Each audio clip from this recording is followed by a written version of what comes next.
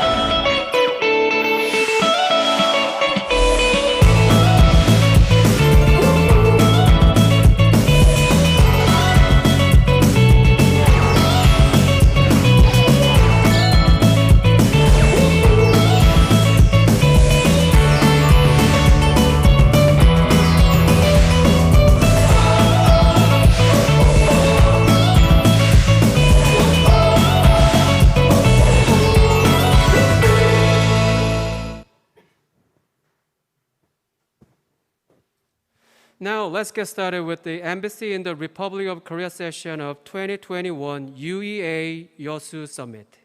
Hello everyone, I am Dong-woo Yang, Senior Researcher of International Climate and Environment Center. Thank you for sharing your valuable time with us here, either online or in person. In this session, ambassadors and diplomats to the Republic of Korea will make presentation on their effort to realize Green Deal and Net Zero, followed by panel discussions on carbon neutrality and climate change.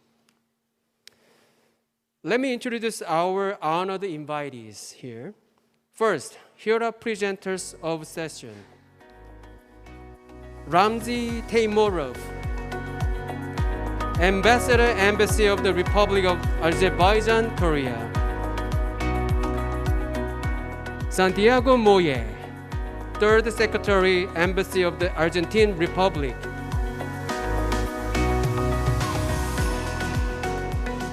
Johnny Reynoso Vasquez, Chief of the Diplomatic Mission, Embassy of the Republic of Ecuador.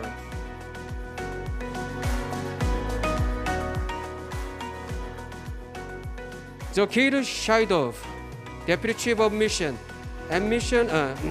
Embassy of the Republic of Uzbekistan.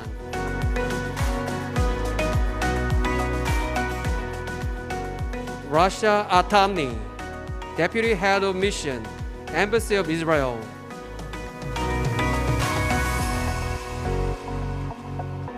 Peter Norman Bangsbo, Executive Director, Innovation Center, Embassy of Denmark.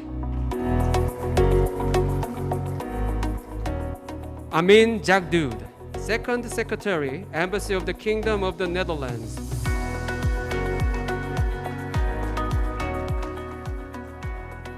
Frederico Alberto Coelho Camilo, Ambassador, Embassy of the Dominican Republic. Now, next up panel discussion.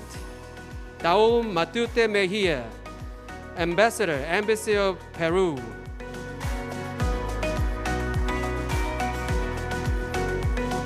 Rodrigo Cornel Quinnog, Ambassador, Embassy of the Republic of Nicaragua.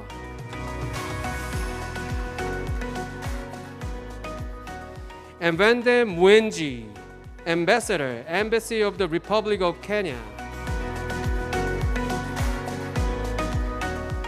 Roberto Rizzo, Deputy Head of Mission, Embassy of Italy.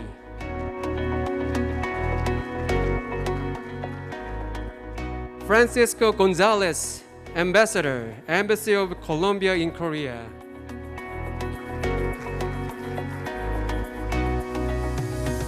In addition to our presenters, we have honored guests attending online and in person. Abul Pashi, First Secretary, Embassy of Angola.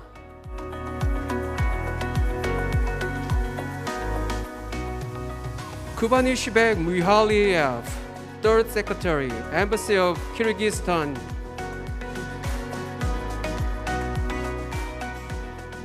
Luis Pablo Ocio, Charge d'Affaires, Embassy of Bolivia.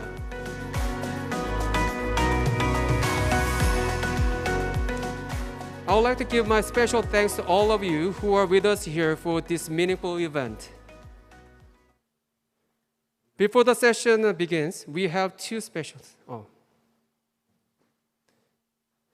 And we also have Alfredo Bascu,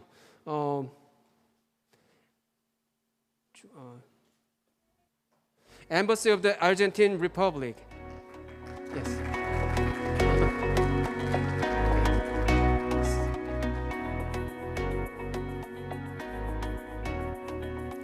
Before the session begins, we have two special speakers. First, remarks will be delivered by Mr. Oh Bong-kwon, Mayor of the City of YEOSU. The City of YEOSU organized the summit with Mayor's tremendous support. Mr. Mayor, please come and give a speech.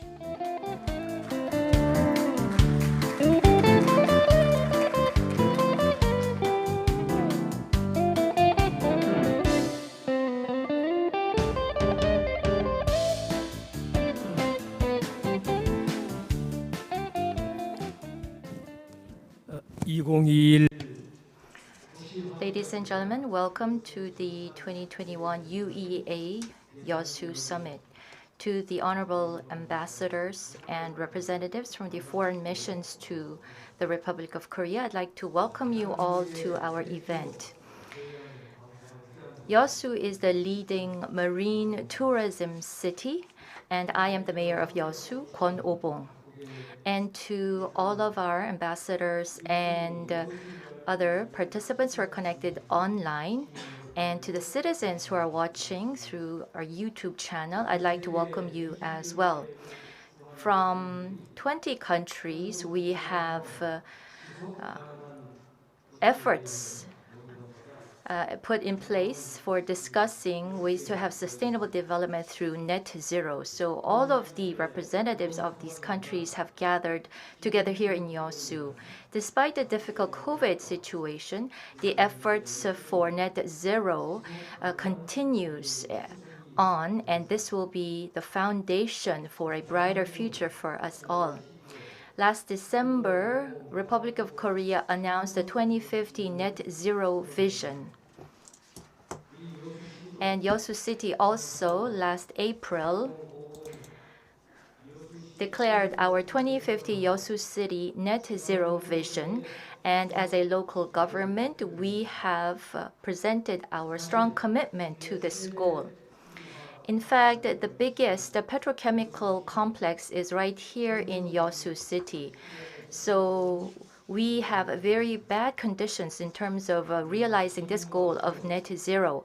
However, the citizens, the public, and the private sectors have all committed to this goal, and we have come up with specific action plans, and we are committed to heading towards the path of 2050 net zero and having sustainable development in our cities through net zero. YEOSU City will be leading this effort. In 2023, the 28th Conference of the Parties of UNFCCC will be held. YEOSU City and other cities in the South Coastal and South region of Korea have joined hands to be successful in bidding to host the COP28. We have done a lot of preparatory work, and we are confident that we will be successful in hosting the COP28, and we will be able to set new way forward as well as present solutions for responding to climate change. So I'd like to ask for your continued support and interest to all of the participants here. 2021 UEA YEOSU Summit. Thank you very much for participating in our event today, and we hope that the discussions today will be translated into concrete actions for sustainable development through net zero for our cities. And I hope you will take back with you beautiful memories from here, YEOSU. Thank you very much.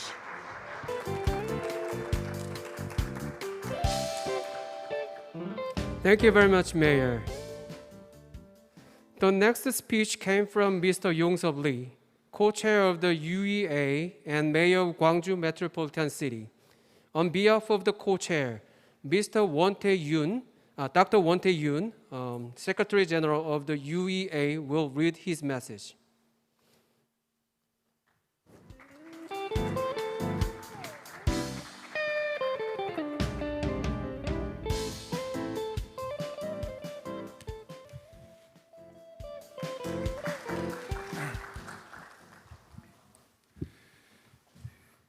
Good afternoon.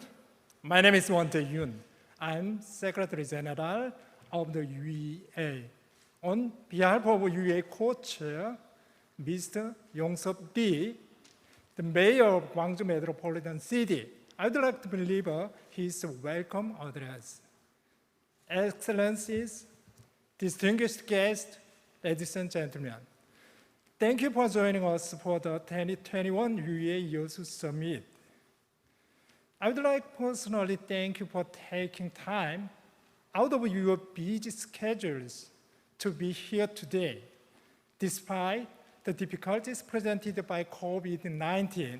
I'm truly grateful we are able to gather like this to share each country's carbon neutrality policies and visions. International efforts to outcome the current climate crisis can be explained as the energy transition and the carbon neutrality by 2050. Through our concerted efforts, it is possible to us to achieve carbon neutrality by 2050. However, the science is clear. Even if we reach this goal, the effect of climate change on the environment will be felt for decades to come. The future of our cities depends on the decisions we make now.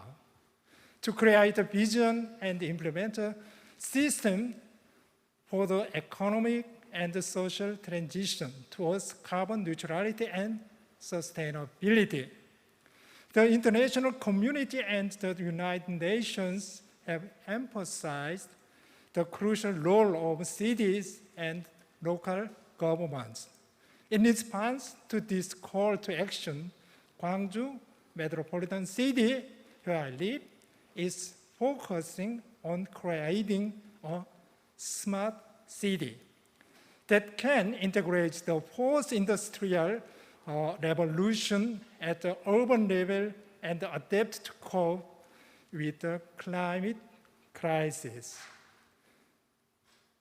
The smart city creation policy focuses on the harmonized integration of three main components, namely energy independence, smart transportation network, and our climate crisis and natural disaster response system. The creation of such a smart cities can provide a safeguard from intensified natural disasters and ensure the sustainable development potential of our urban communities. Gwangju promises to become a city resilient to natural disasters and the effects of climate change to achieve energy independence through carbon neutrality by 2045. To become a city of justice that fulfills its responsibilities to our future generations. I hope that this conference will provide an opportunity for meaningful exchange as each country shares their visions, policies, and their efforts toward carbon neutrality. Further, I hope to continue and strengthen the relationships we built here today to work in cooperation with national and local governments to achieve our common goal of creating a globally sustainable future. Again, I'd like to congratulate the distinguished participants in the Embassies in Korea session and sincerely look forward to its successful outcomes. Thank you. Thank you very much. Thank you very much for the kind message, Mayor Lee. Now, let us commence the session. As briefly mentioned earlier, honored guests from 7 embassies to the Republic of Korea will make presentations on climate change response and net zero in their nations. This session will be chaired by Dr. Won-tae Yoon, the UEA Secretary General and President of International Climate and Environment Center. Here come again the Secretary General to continue the session.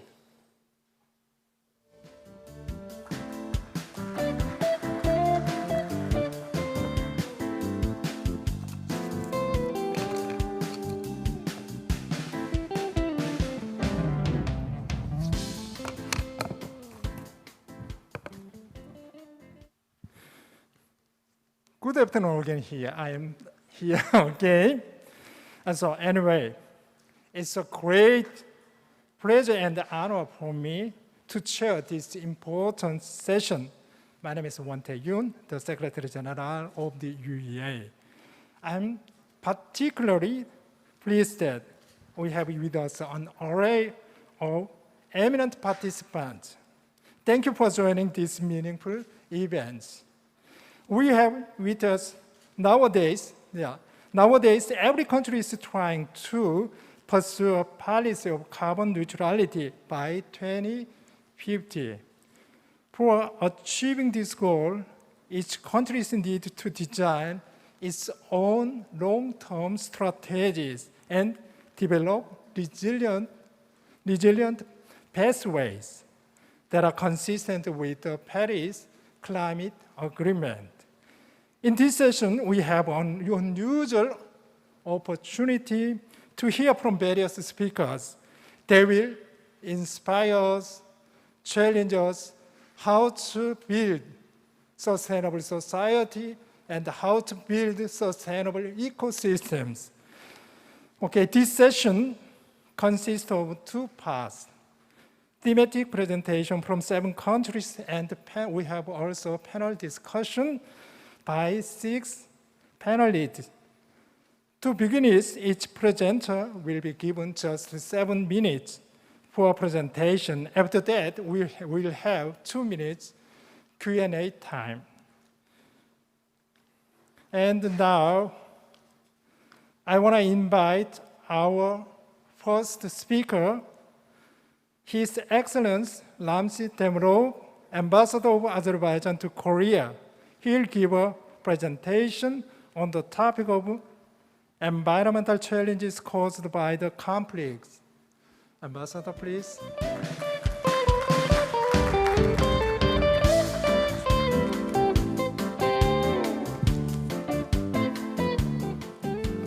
Yep, I got it. But you need to show me how to use it. Next page, this one, right? Okay, back. All right, good. Well, first of all, since I am the first speaker on behalf of the Diplomatic Corps, I would like to extend our great appreciation to the YEOSU Mayor, as well as UEA Organizer Committee for hosting us today in this difficult times of pandemic. It is great to be back in the YEOSU, and it's good to see all of you. Thank you very much. So my presentation is about the recent developments in our region, and I think this is one of the areas that international community somehow is neglecting to take a look what environmental challenges can be caused by the conflicts. And especially since last year we experienced the former Armenian-Azerbaijan Nagorno-Karabakh conflict, I wanted to bring up this case study for your as an introduction. So I will go ahead and talk about the brief introduction. This is about the conflict. We had 2 phases of the conflict. First one was happened 1991, 1994, and the second one was happened last year.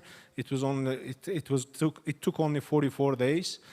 And I'll briefly talk about the environmental, urban, and humanitarian catastrophes caused by the first conflict, and brutal attack to the environment by the state and non-state actors due to the lack of central government control, and what are the plans of the Azerbaijani government on the environmentally friendly reconstruction of the liberated territories, and cross-case similarities between Korea and Azerbaijan on post-conflict reconstruction policies.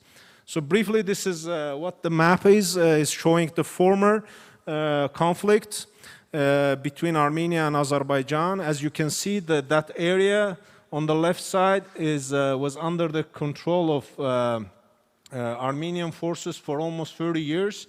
So it was containing around 20% of Azerbaijan's territory. And on the down, you can, I don't know if you can read it, but this is the damage that caused by the conflict. Briefly, from the humanitarian perspective, I must say that the occupation of the territories caused around 700,000 Azerbaijanis became IDPs, internally displaced people. And I will now pass on because I know that I have very limited time. It's almost 20% of our territories were occupied. 20,000 people were killed. Around 900 settlements, 115,000 houses, almost 7,000 public buildings were almost destroyed. And this includes also the infrastructure facilities. You can see it on the down. Like electricity, water pipelines, communication lines, they all were destroyed. And from the environmental point of view, this area was containing 185,000 hectares of cultivated areas, and 645,000 hectares arable lands remained under occupation. So this is just for your comparison. The same city, Agdam city, which was the first one is the pre-occupation time, and you can see that it was, even you can see the minarets of the mosque. And you can see that it was that time developed city with the green city, we call it. But this is what we left after the occupation. In the second page, you can see only minarets of the mosque remains. The entire city is totally destroyed. It's like, I had the chance to visit this area this summer. It's like a Hiroshima of Caucasus. It's like an atomic bomb fall there. And you see that almost no green or no trees left behind. So environmental damage, here I tried to summarize it that almost 70,000 hectares of specially protected natural areas, 260,000 of forests, and for example, 215 natural monuments and so on existed before the occupation. More than 460 types of wild trees and shrubs have grown in this area. But after occupation, unfortunately, almost all of this have been massively cutting down. Eastern plains, walnut, oak, and other tree species and selling to the other foreign countries. After occupation, chopping down of the forests and in the occupied territories, we observed, and illegal disposal of nuclear and radioactive waste in the occupied territories. So Armenia is containing one of the nuclear power plants. Instead of putting the waste in their own territory, they brought them up and used our former occupied territories for the waste purposes. And the specific one is about the Okuchay River. I wanted to share it with you. This river starts from the territory of Armenia. It comes all the way down to the Azerbaijan liberated territories. The pictures doesn't need any explanation. You can see how much it is polluted. And unfortunately, the owner of the company, manufacturer company, is one of the European countries, belongs to one of the European countries. And when we claim to the European countries about this mass, the answer is that this company is not operating in that European company, but it is operating in another country. So we cannot say anything to this. We cannot do anything. I think this is the issue that the UEA maybe and other environmental friendly organizations should consider, because the companies, regardless of their locations, should have the responsibility of the environment. So and this is the pictures that we just recently took out, how the forests were totally destroyed, and the fire were purposely created by the occupied forces. And liberated territories, we have the concept of green energy and smart village. We want to develop the liberated territories based on the green energy and smart city and smart village concepts. Those are just samples about that. And I also put down here about the similarities, but I don't have any time to talk about it. I hope that you will have a chance to see more detailed information in the booklet. I thank you very much, Emma. Thank you. Thank you. I'm so sorry. We have just limited time. Now, the presentation is open now. 2 minutes, just 2 minutes questions. If anyone have questions. No? Oh, okay. Now, next speaker is Mr. Santiago Mole, Third Secretary, Embassy of the Argentina Republic. Please. He'll give a presentation on the topic of national climate policy.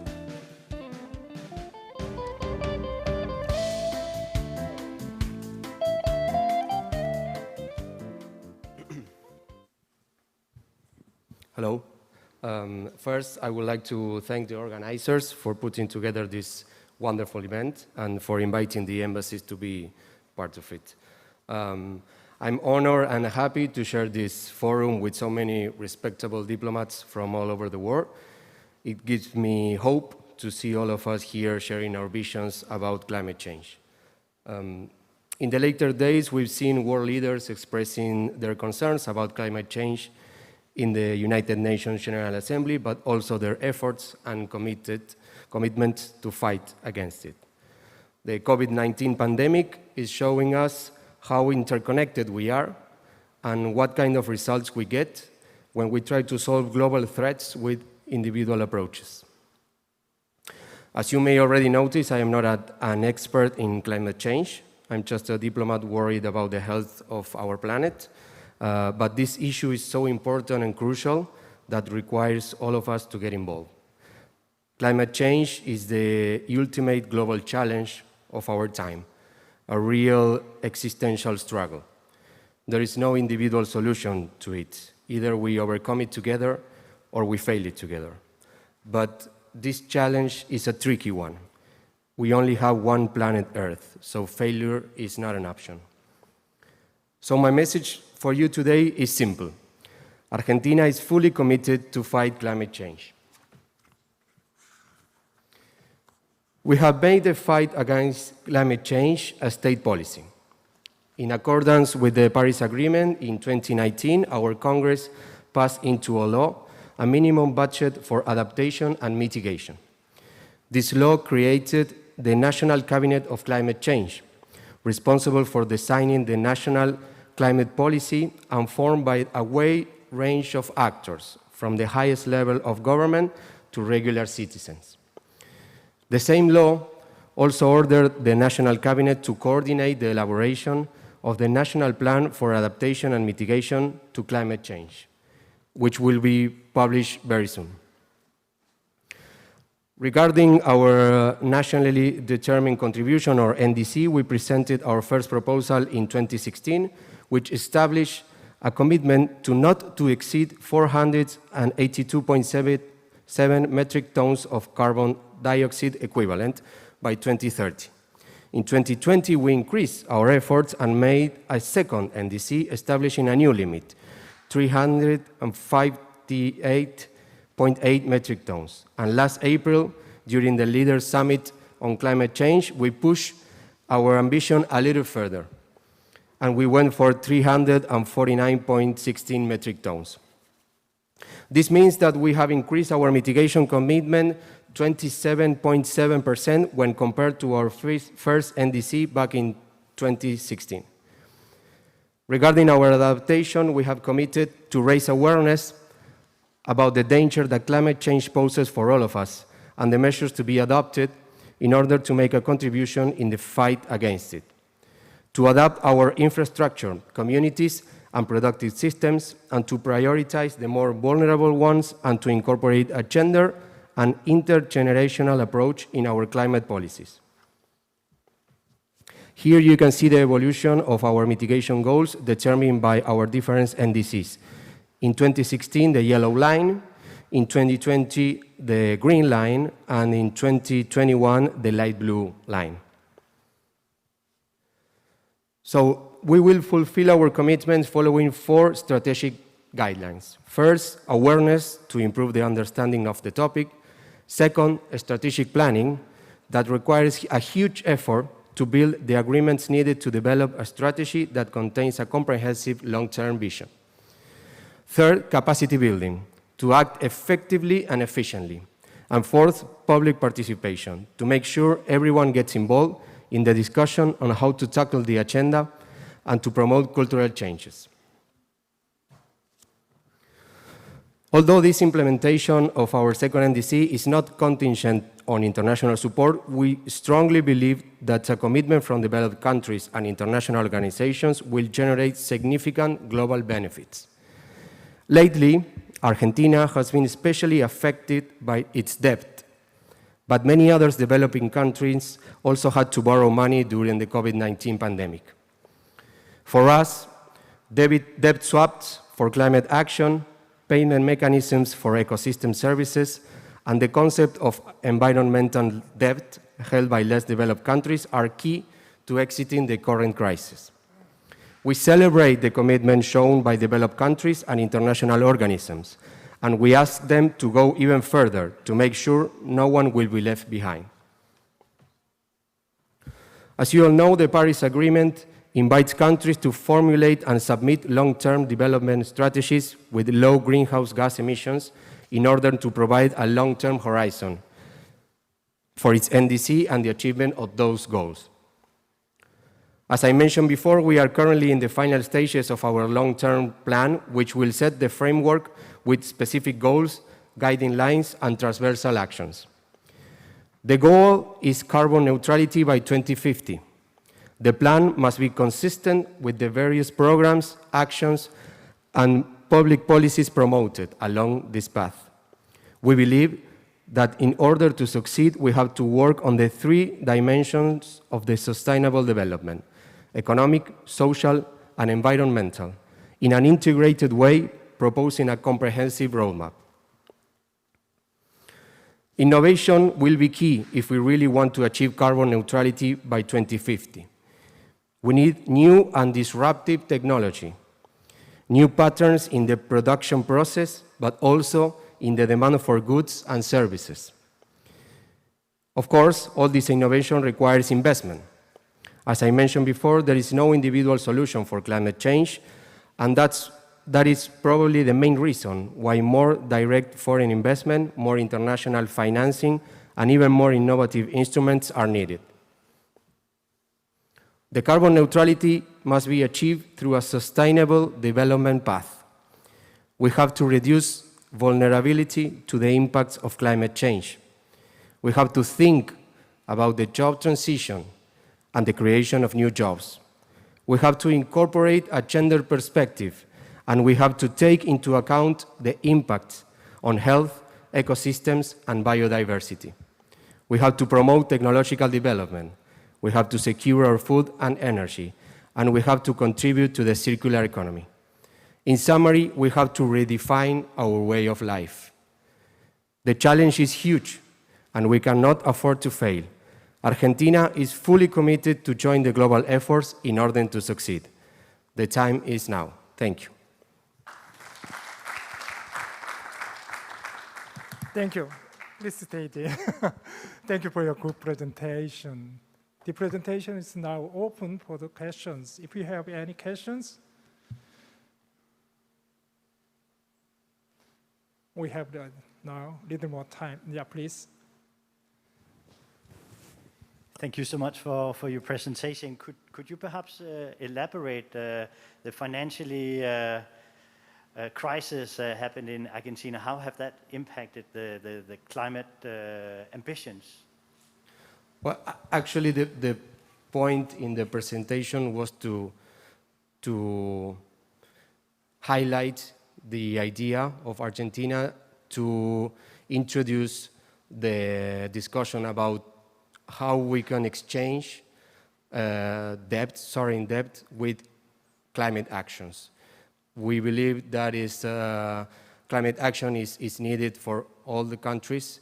Some countries have the means to implement it, and some others don't have that means. So we think that it will be good for the planet as a whole, for the whole international community, to share this commitment and to think or to consider to exchange this debt, not all, of course, but some debt for climate actions. So we are preparing a formal proposal for that, and we hope that that will lead the path for other countries that are in a similar situation as well. Yep. Any other questions? I have one. As we have emphasized in the presentation, the capacity building, you have emphasized in your presentation, as you talked about the capacity building in the area of climate education or in the area of climate action. Well, actually, what is more oriented, also this capacity building oriented more climate action or climate education? I'm just curious about that. Yeah, well, we think that, as I said in the last part of my presentation, we have to redefine the whole way of life. So that doesn't happen from night to day. So we think it's important to build both the capacity in the education of the people, the next generation, and also of course, in infrastructure, and not only in the production process, but also in the consumption process. So I think we all have to incorporate the situation, the desperate situation in that we are now, and that's the main point of this capacity building. Thank you. Thank you, Paul. Big applause, please.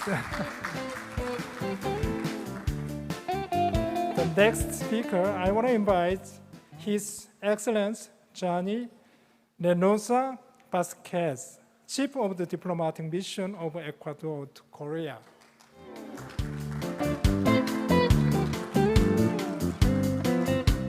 He'll give a presentation on the topic of constitutional rights of the nature.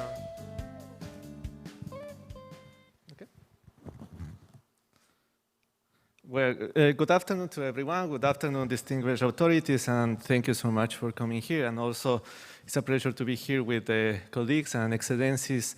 It's a pleasure to have this presentation to you, distinguished guests. As I say, my presentation is about the constitutional rights of the nature. So it was a very innovative part of the law that we introduced in the Constitution of Ecuador several years ago. So I will start with the presentation. The rights of the nature start in Ecuador in the Constitution of 2008. Ecuador was the first country in the world to codify the rights of the nature. And the rights approach is a breakaway from traditional environment regulation systems. Let's say why we put these rights in the Constitution of Ecuador, and what is Ecuador in terms of nature for the world and for Latin America. So Ecuador is one of the most species-rich countries in the world. It's the most biodiverse country in the world, and we have 30 protected areas. It represents the 70% of the territory is protected as we used to call national parks. It means that we cannot touch that part of the territory in any way. We have several important parks, for example, the Galapagos National Park, which is, a reserve in the Galapagos Islands. Also, we have the Cotopaxi National Park, where we preserve one of the most beautiful volcanoes in the world. And also we have, for example, Yasuni National Park, which we have one of the biggest reserves of petroleum in the world, but we cannot touch it due to this regulation of consideration of national park. So, as you know, Ecuador has 4 wards in the same territory. We are a very small country, but we have 4 wards in our territory. We start with the Galapagos Islands. As I say, Galapagos Island is a paradise in the earth. We can discover species that we cannot find in any part of the world. You can see we have the Galapagos species, which are the biggest turtles in the world, and also we have this reserve of sharks, and also this reserve of species in the sea and in the islands. Also, we have the coast. The coast region is also one of the most beautiful in Latin America and one of the most visited in that part of the world. Here, also, we have the biggest mountains of the Andean system. Here, you can see one of the most beautiful volcanoes in the world, which is Cotopaxi Volcano. And this is the reserve of the Cotopaxi National Park. As I say, this is a volcano in Ecuador, which is one of the most beautiful and preserved in the world. Here you can see the avenue of the volcanoes. Just in this location, you can see 7 volcanoes. And this is one of the biggest reserve of mountains in the world. And here you can see the tallest mountain in the world, which is Chimborazo Volcano. Maybe you will say that Everest is the tallest mountain in the world, and that's right, but Everest is considered from the level of the sea to the top, but Chimborazo Volcano is considered from the middle of the earth until the top of Chimborazo Mountain. So it means that Chimborazo Mountain is the closest point to the sun. And now we can see the Amazon jungle, which is, part of the biggest reserve of jungle in the world, which is the Amazon jungle, which several countries in Latin America share this biggest reserve of biodiversity. In one of them is Ecuador.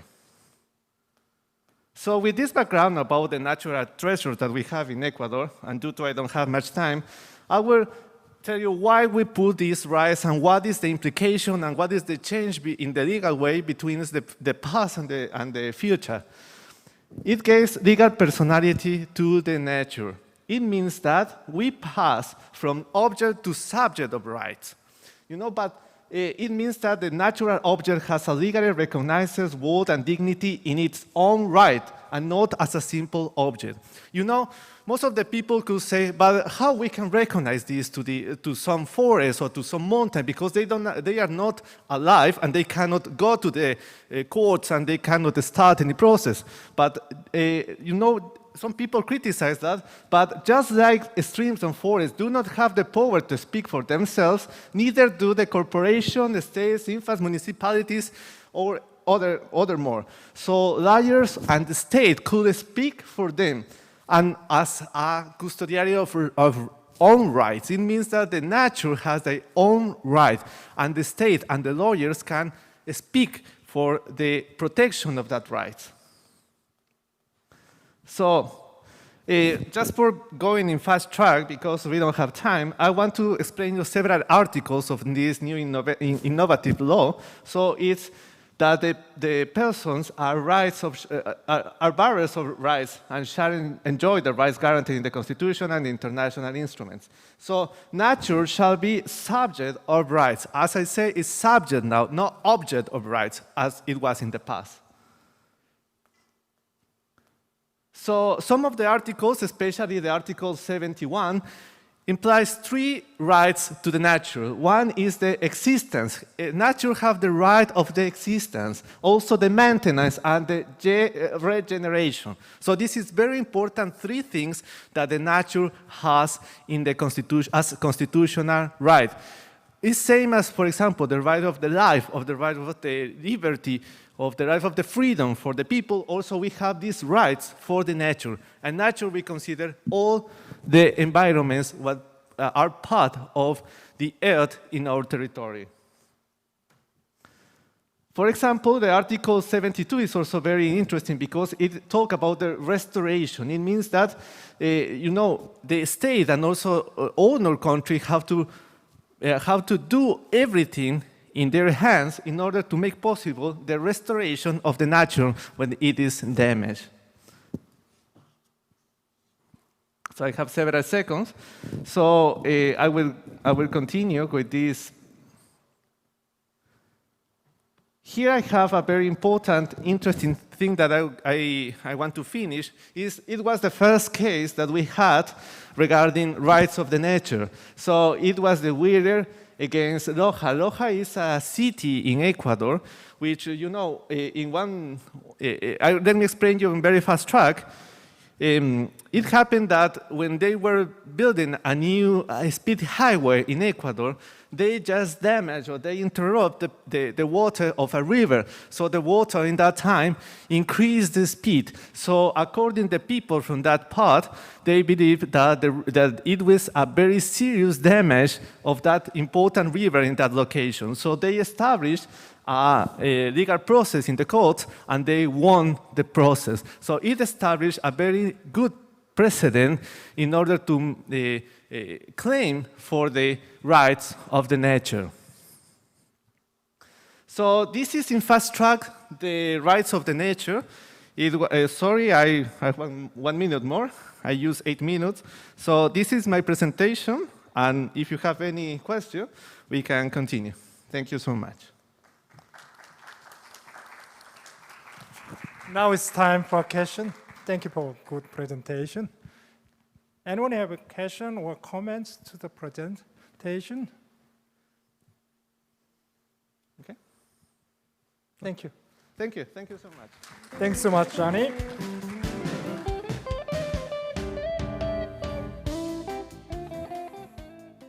Now I want to turn over to Mr. Jokir Saidok, Deputy Head of Mission of Uzbekistan to Korea.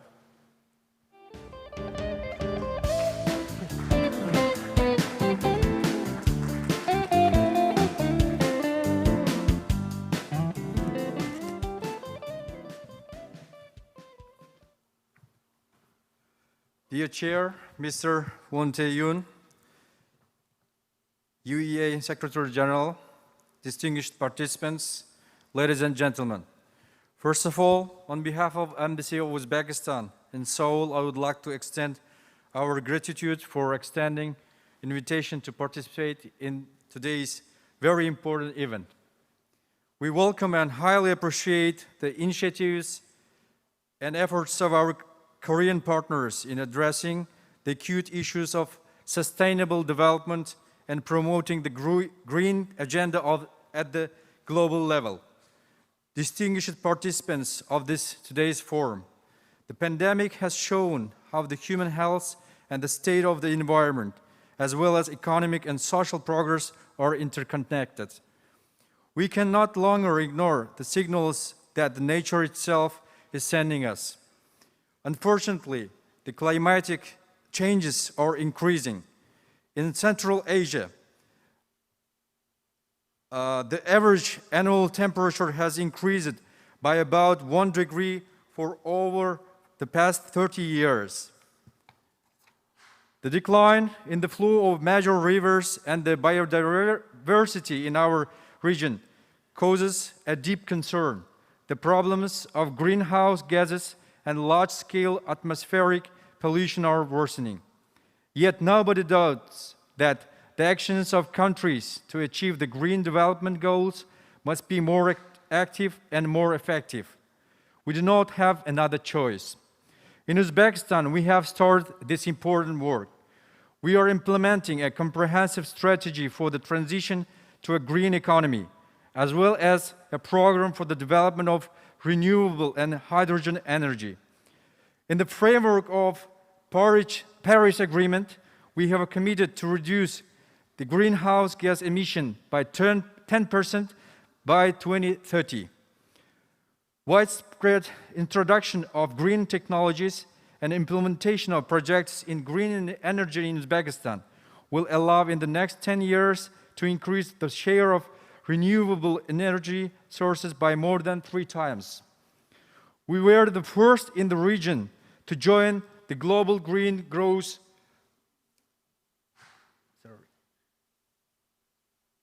We were the first in the region to join the Global Green Growth Institute to establish its office in the capital city of Uzbekistan.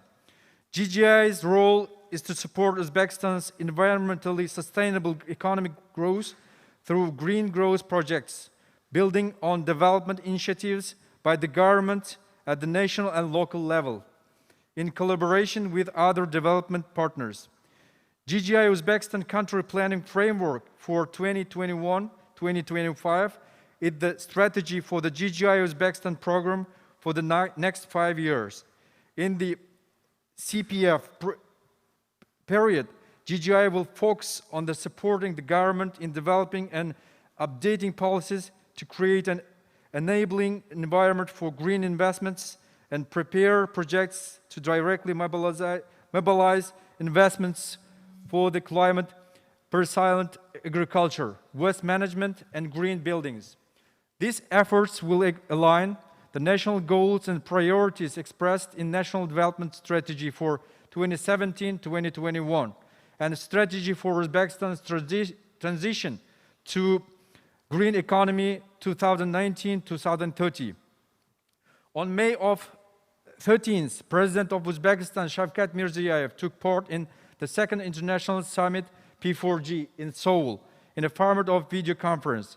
The President of Uzbekistan outlined the key directions of the reforms being carried out in Uzbekistan and shared his visions of the prospects for international cooperation in the green recovery. First, overcoming the global consequences of RLC disaster. Through the broad implementation of green technologies, overcoming the global consequences of RLC catastrophe was identified as one of the priority tasks.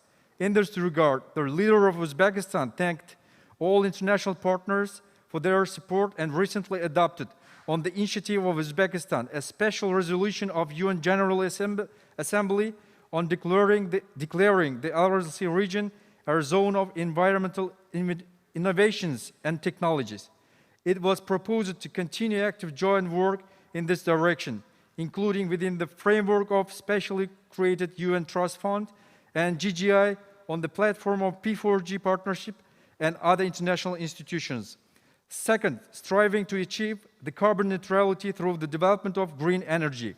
We have started the implementation of major projects for the construction of solar and wind power plants.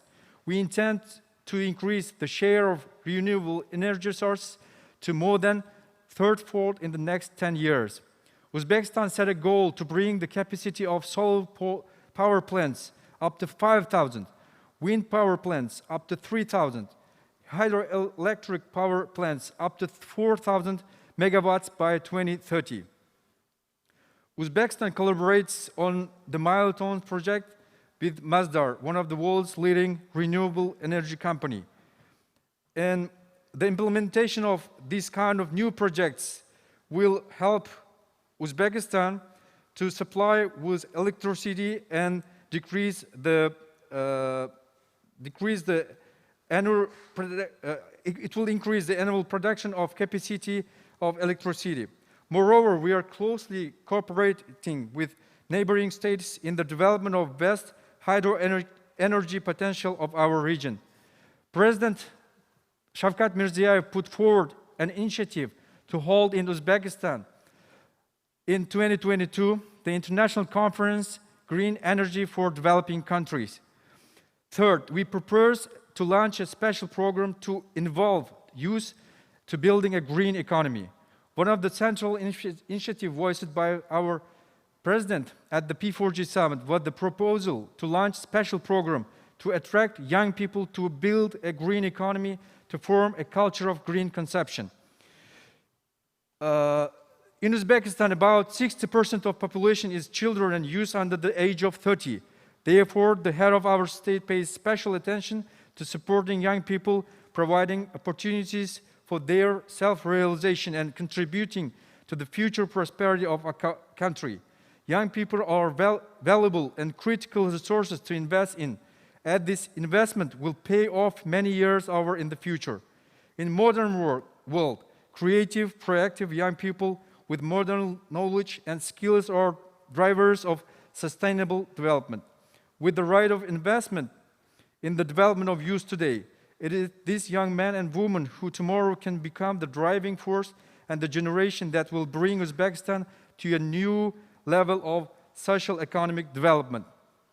Fourth, we stand for a close cooperation aimed at supporting the growing confidence of the financial sector and investors in a green technology. To this end, Uzbekistan is ready to join the P4G partnership and become its full-fledged member. In conclusion, I would like to express confidence that the outcomes of today's summit also will serve to enhancing our practical interaction in the framework of this important international environmental platform. I wish all the best. Thank you very much. Thank you, Jacket. Thank you for your good presentation. Now it's time for question and comments. If we have questions, You talked about, also in your presentation, you talked about the GGGI. As a GGGI have established an institution in Tashkent. Yeah, of course. As I told during my presentation, Uzbekistan became the member of GGGI in 2019 as the first country between the CIS countries. So this year we have established the office of GGI in capital city of Uzbekistan, in Tashkent. Then it started its operating, and now we have 2 members from GGI working in this representative office who are conducting with our national ministries and agencies, and together with Korean cooperation agency KOICA also collaborating and developing some new projects in this area. As mainly this institute is, as the purpose of this institute is mainly green growth, also for green growth economy, also to boost green growth economies, right? Yes, of course. As I mentioned during my presentation, we have several issues which is very important, but the green growth economy, green development is one of the main directions of our national policy. Therefore, we are developing our renewable energy sector, and also we are thinking about paying very serious attention to the RLC disaster. This is one of the main very serious issue for our country, not only for our country, but the whole world, I think.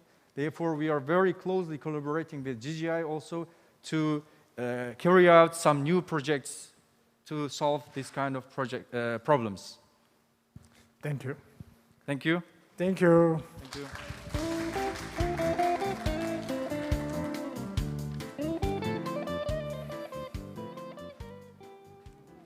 The next speaker is Ms. Rasha Atemni, Deputy Head of Mission of Israel to Korea. She will give a presentation on the topic of very interesting clean tech and regional cooperation, right? Yeah.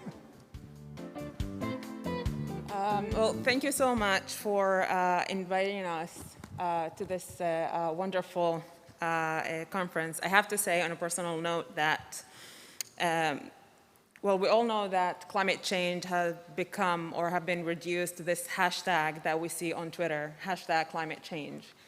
But I'm afraid that not as many people know exactly what that means and how dangerous that is.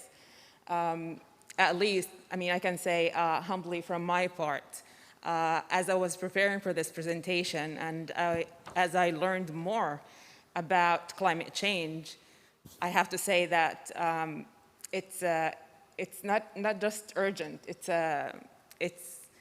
life or death situation by this point.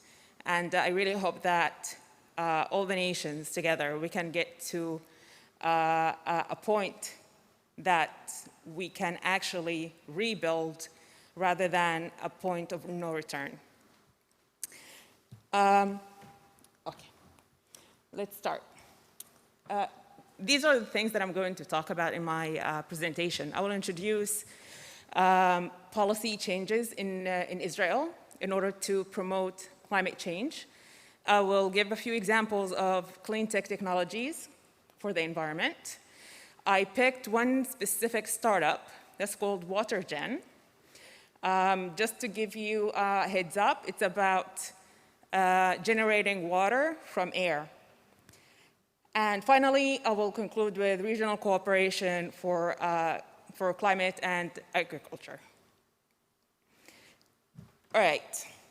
So Israel has put ahead of its vision realizing by 2050 the climate goals.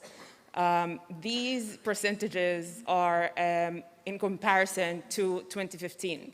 So Israel wants to reduce the greenhouse gases emissions by 85%, and while the interim target should be cutting emissions by 23% by 2030. I will give you a few examples of what sort of projects or initiatives are being done in Israel in order to achieve this. Firstly, 96% reduction in carbon emissions from transport. One example is in the city planning area, managing parking lots or parking areas and limiting parking areas to zero-emission cars, meaning cars that are based or mobilized by electricity, by hydrogen, and so on. Another example would be having green buses or green transportations, meaning that the transportation vehicle would be mobilized by renewable energy. This renewable energy, that's something that, unlike other countries, we don't have strong wind, we don't have strong water streams to create hydroelectricity, but what we do have is a lot of a lot of sunlight. 60% of Israel is actually a desert, and that's something that we can use for the advantage of the environment. So the goal is to achieve 85% reduction from the electricity sector.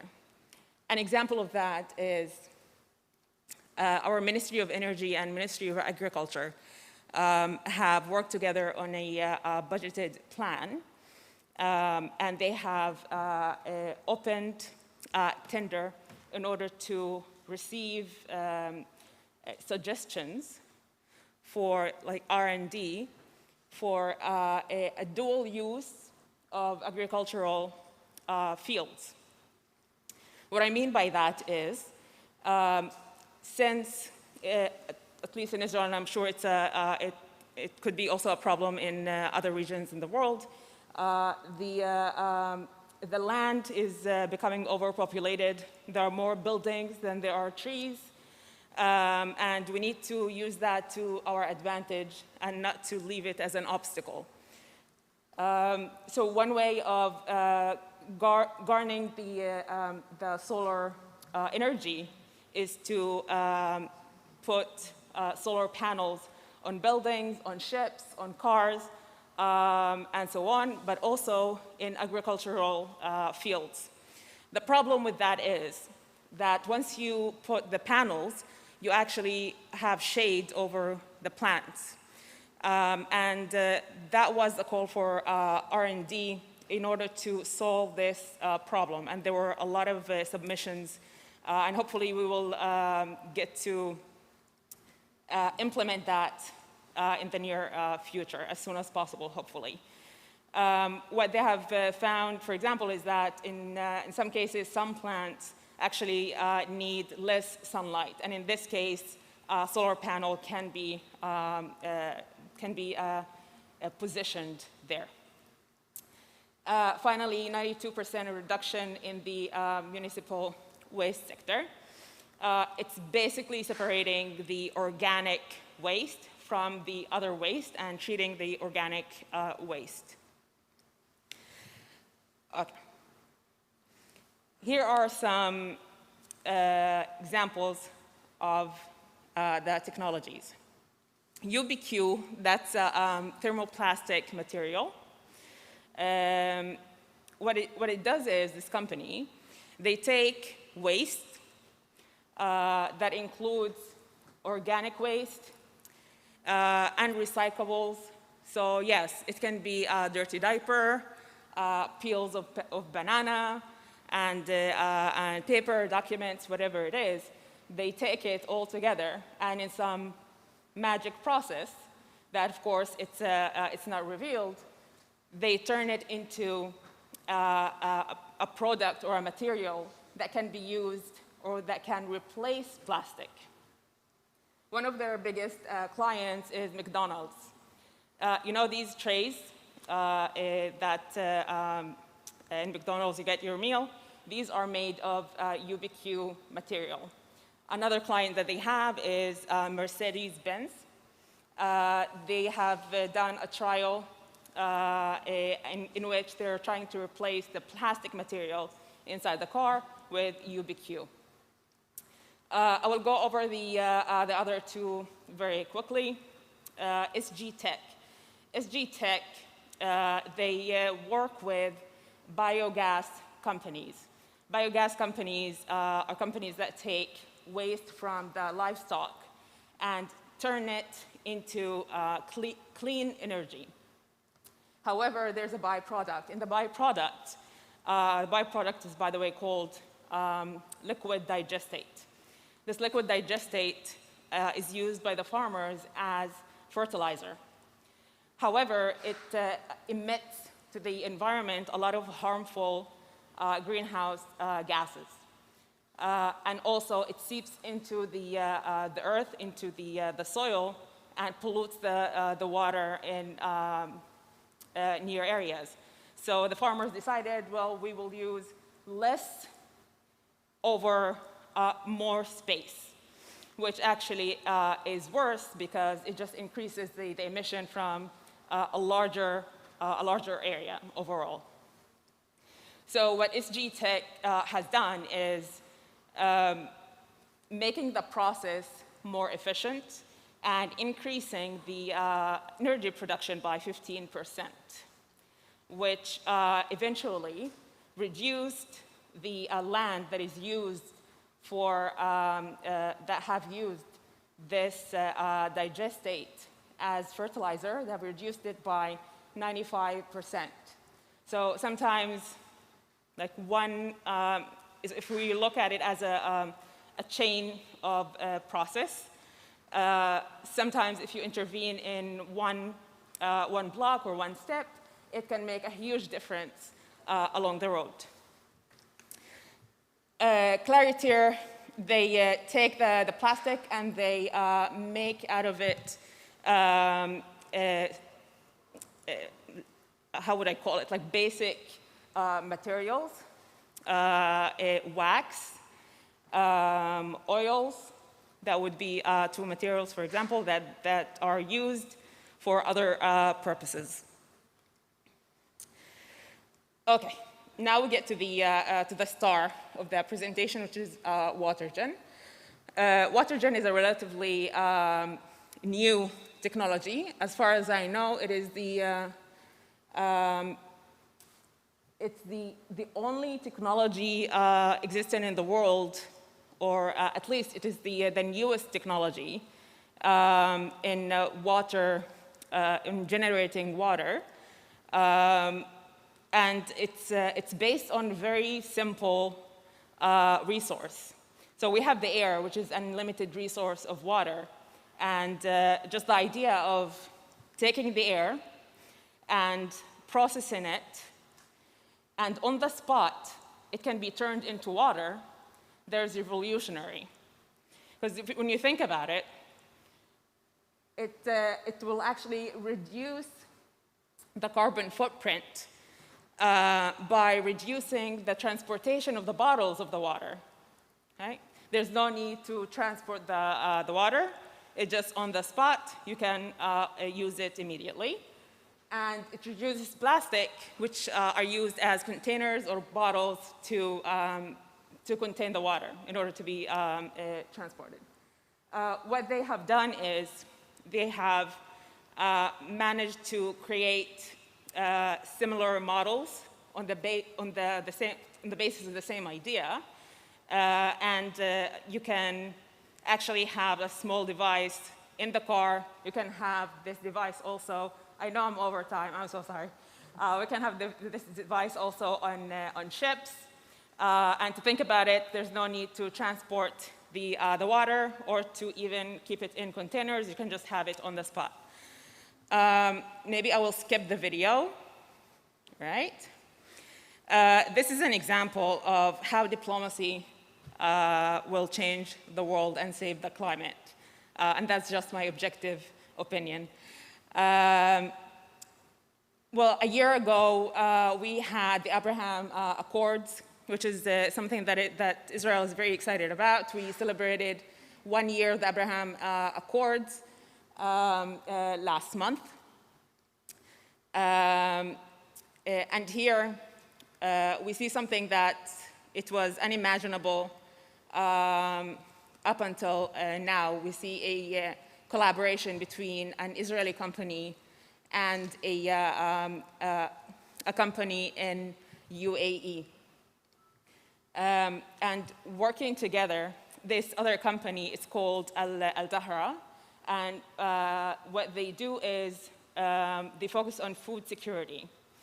So the project is to make installations of this device in agricultural fields, and, well, I mean, directly from or on the spot from the air to the plant, there is a water flow without any obstacles.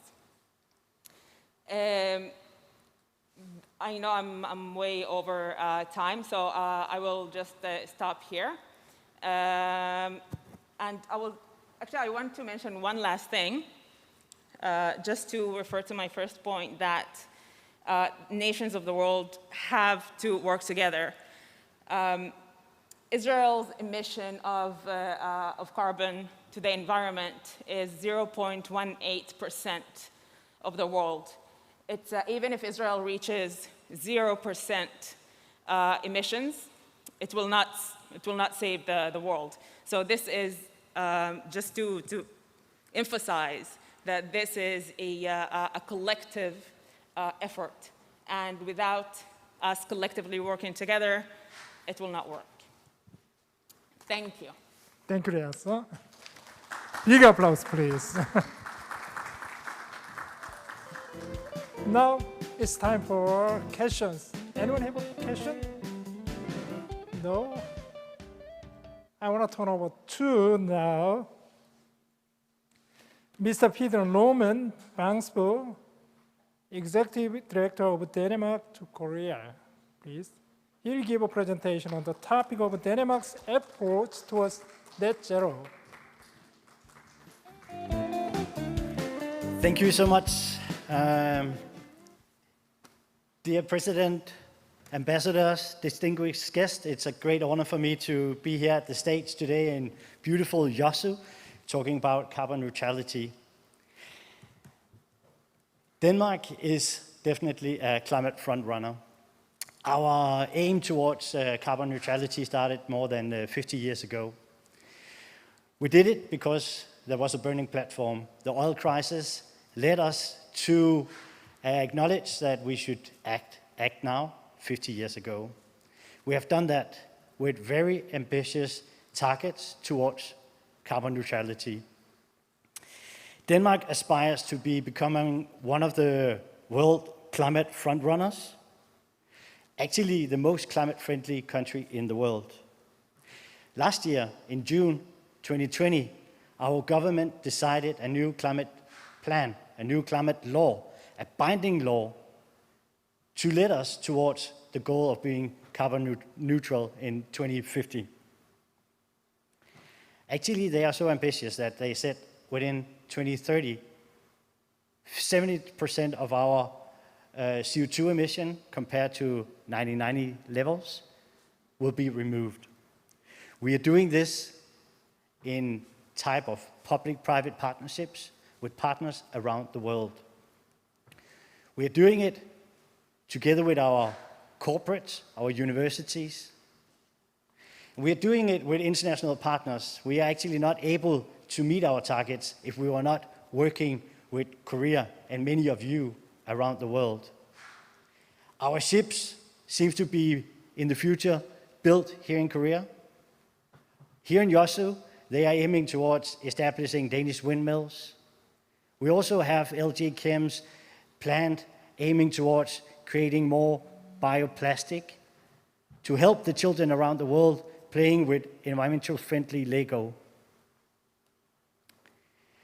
But what is most exciting is that it's actually cities like YEOSU, cities like Copenhagen, which are targeting climate in a very different way than national governments. I'm extremely proud of being a person from Copenhagen. Copenhagen decided back in 90s that they want to be CO2 neutral already in 2025. This is only like 4 years from now. And I hope many of you knows the Danes, when they mean business, it's rock and roll. So they have created a very holistic climate plan with specific, clear targets, how much to reach each year, and we are on the target, and we will be climate neutral in 2025. Oh, sorry, 2050. Let me rephrase that. 2025, yes. We are doing it together with academia, with our startups, but also the citizens. The citizens must also act. They must be educated, they must be engaged. I come from this flat country, it's like a pancake country, but they have really forced us all to bike around. This is how we see green mobility, an increasing of more green transportation. It's not electrical cars, it's more biking, it's more commitment from the citizens. One of the climate plan is divided into 4 topic area. But we can see throughout the documentation we have with the work we have done in the past that it requires a lot of investment. But basically the climate plan also documents that the investment put in have repaid back. It's a zero financially contribution. It creates better health, less air quality. It's providing better investments. So investing in climate is a good way forward. We see one of our biggest efforts have been on energy retrofitting of public and private houses. This is leading to better indoor air quality, better health. Energy retrofitting is definitely an investment, but it's also paying back in your own pocket every year once you have done it. The return of investment for energy retrofitting with new technologies is around 8 to 9 years. This is a solid business case. A business case I hope that many here in Korea could look into.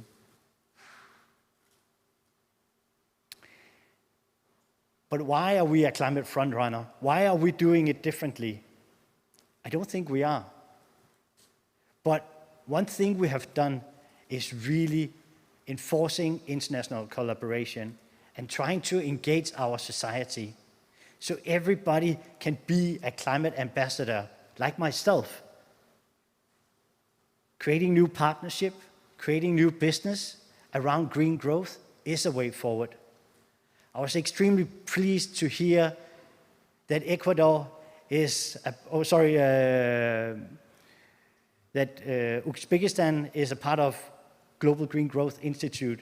This is an initiative established by the Korean government, but also the Danish government and others, trying to create new type of partnerships which actually can create impact around the world, can create new knowledge, can create new export. I hope when YEOSU will be becoming the host of COP28 in 2023, that we will see a lot of Danish windmills, that we will see a lot of our circular economy or bioeconomy solutions tested, demonstrated, showcases here in YEOSU. This is what the Danish Embassy is working towards, creating demonstration on climate technologies around the world. I do believe that coming from the most happy nation in the world, that we are happy because we can see that we are individuals doing a difference. We are committed to this cause. It's painful to bike in the winter in Denmark, but we are doing it because we know that this is an effort we all must pay. We cannot do it without our startup community. The startup community is working very closely with all our cities around Denmark. The climate technologies that we have presented is actually a global inspiration, and hopefully it can lead to very concrete export opportunities. Not only energy retrofitting or renewable energy solutions like windmills and solar, but also more social aspects, social innovation, education on climate-friendly behavior, tech, you name it. The startup scene is the way forward to bring new ideas, to create green growth on the journey towards carbon neutrality. Thank you so much for your attention to my presentation. 감사합니다. Thank you, Peter. Yes, now, anyone has a question or comments to this presentation? So anyway, Yeah, I would really like to share knowledge with you. So now there's a good opportunity for you to ask questions. Anyway, I guess as the Danish government has huge ambitious national target to reduce GHG as 75% by 2030. Yes. Yeah, this is an ambitious, huge national target, I guess. Israel also.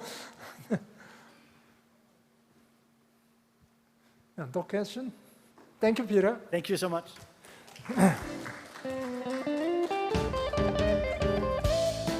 Now, the last speaker of the presentation is Mr. Amin Jagdoud, Second Secretary of Netherlands to Korea.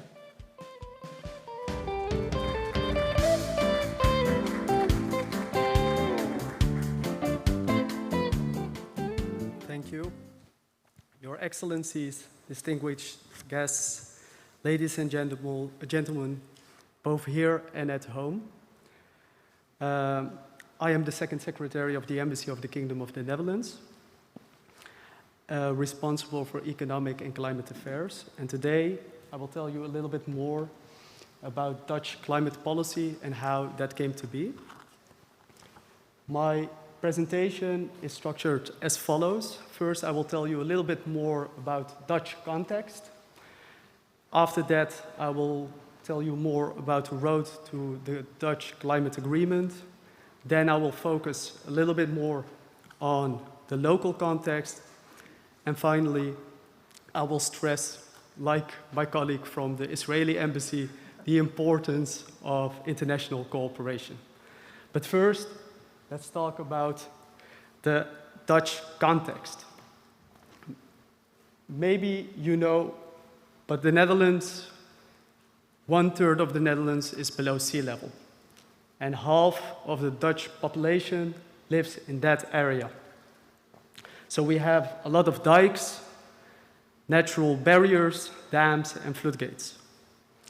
But sometimes too much water is just too much.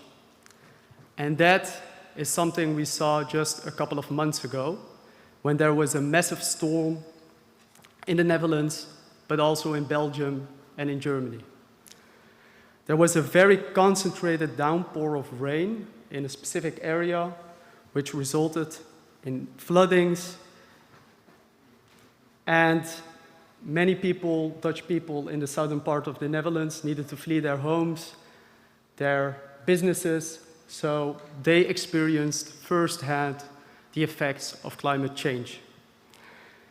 And because of that, our government also said that they would reassess all measures made to combat climate change, to see if and where fast response is necessary. You see also gas from Groningen, but I will touch upon that later when I will tell you a little bit more about the local context. But first, the road to the Dutch climate agreement. The Netherlands is committed to the goals set in Paris, and our government also wants to act in accordance with the general aim set in Paris.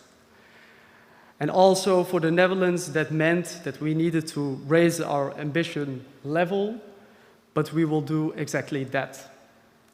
Because, like my Danish colleague, we find it very important, and it is one of the most urgent topics in our time. How does the Netherlands do that? So, first of all, we are aiming to significantly curb emissions, and the Netherlands is also trying to reduce emissions by 95% by 2050. And we have an NDC at this moment for 2030 of 49%. And as you know, in the EU, there are also talks about the Fit for 55, so that percentage can also be bigger in the coming period. And this goal is also set by Dutch law. So the 49% and the 95%, they are mentioned in Dutch law. And how do we do that? So government, businesses, and civil society agreed to develop a joint action plan to reach that national goal, which is set in the law.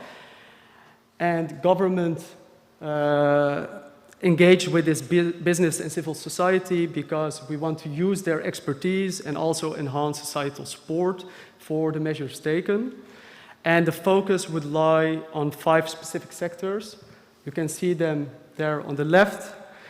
And I can give you a couple of key measures that they agreed upon in the climate agreement of the Netherlands. For example, on electricity, the Netherlands aims in 2030 that 70% of the energy comes, of the electricity comes from renewables. Built environment, new buildings cannot be heated anymore by natural gases. And mobility, 100% of the new sold cars in 2030 should be net zero emission cars. Charging stations, and many, many more things are mentioned in that climate agreement. Then I also want to tell you a little bit more focused on 2 specific cities. First, Rotterdam. So Rotterdam also wanted to be even more ambitious because they see the dangers of climate change very clearly. They are one of the cities that is in that 1/3 below sea level. And it has a major port, the biggest one in Europe. So climate change really can affect them. So they did something similar to the national government. They made their own climate agreement, and they used people in the city, the universities, etc., to come up with 49 deals of how they want to tackle climate change. And now they have a leading role and are also an example for other cities in the Netherlands, and I think also in Europe and the rest of the world. They're now a front runner in sustainability, and they are trying to reduce carbon emissions by 2030 by half. But I think the most important thing is that they do not see climate change only as a problem, but also as an opportunity. And that is one of the things that the Netherlands is really focusing on, really also using climate change as a way to come up with new growth engines and to use all the opportunities that climate change also offers. Groningen, just briefly, Groningen has a lot of natural gases, but because of earthquakes, we're not extracting the gas anymore. And now the infrastructure that is in Groningen for the natural gases is being, they will use it for hydrogen. So all the pipelines will be used to make hydrogen pipelines. International cooperation, I can be brief on this topic, but international cooperation is fundamental. We cannot do this by ourselves. This is really one of the topics that we need to tackle globally. And the Netherlands is also, it is one of the keystones also of our climate change plan. So work together to co-create solutions, to think about what is needed in terms of like new growth engines, new markets, etc. But the most important thing is to work together to tackle this issue and combat climate change as a whole. Thank you very much. 감사합니다.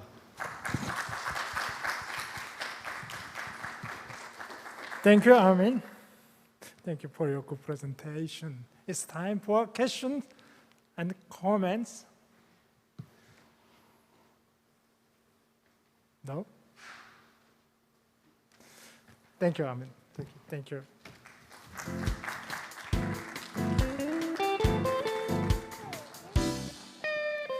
So this is the first part of our sessions. So we'll take 10 minutes. I guess it's around 10 minutes? 50 minutes. Also, well, anyway, 10 minutes break. After that, we'll begin second part of sessions. Also, the panel discussions. Thank you. Thank you for your attention.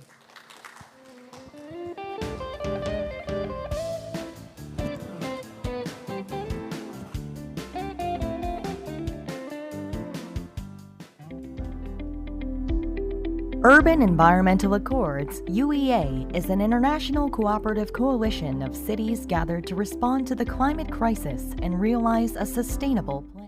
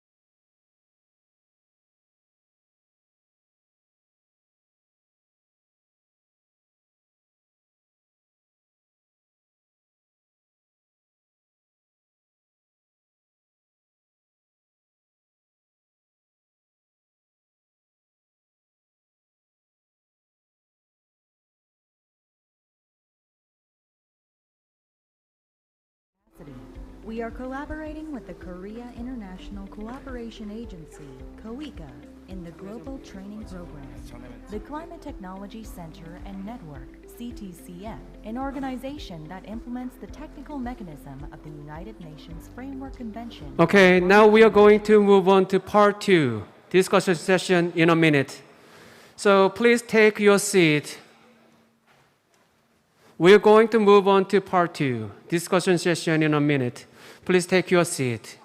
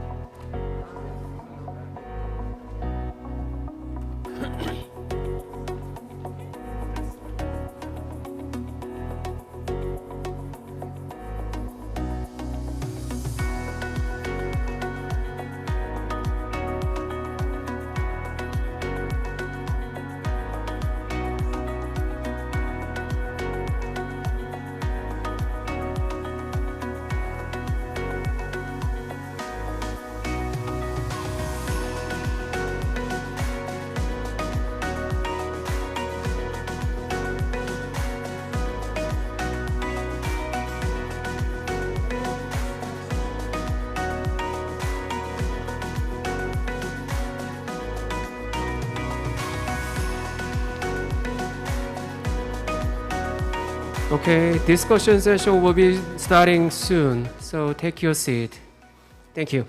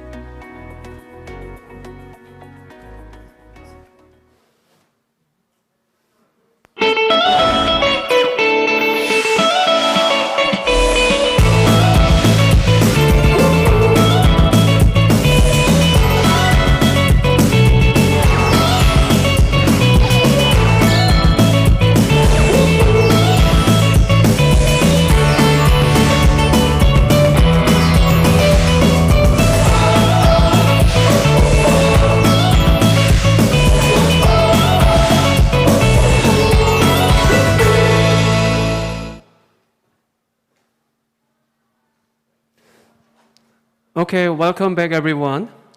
The discussion session started.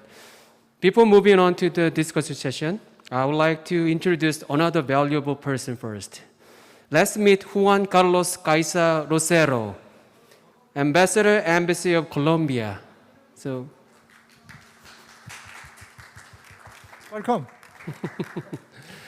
Okay, so President Yoon Won-tae, Dr. Yoon Won-tae will lead the discussion. Thank you. Thank you.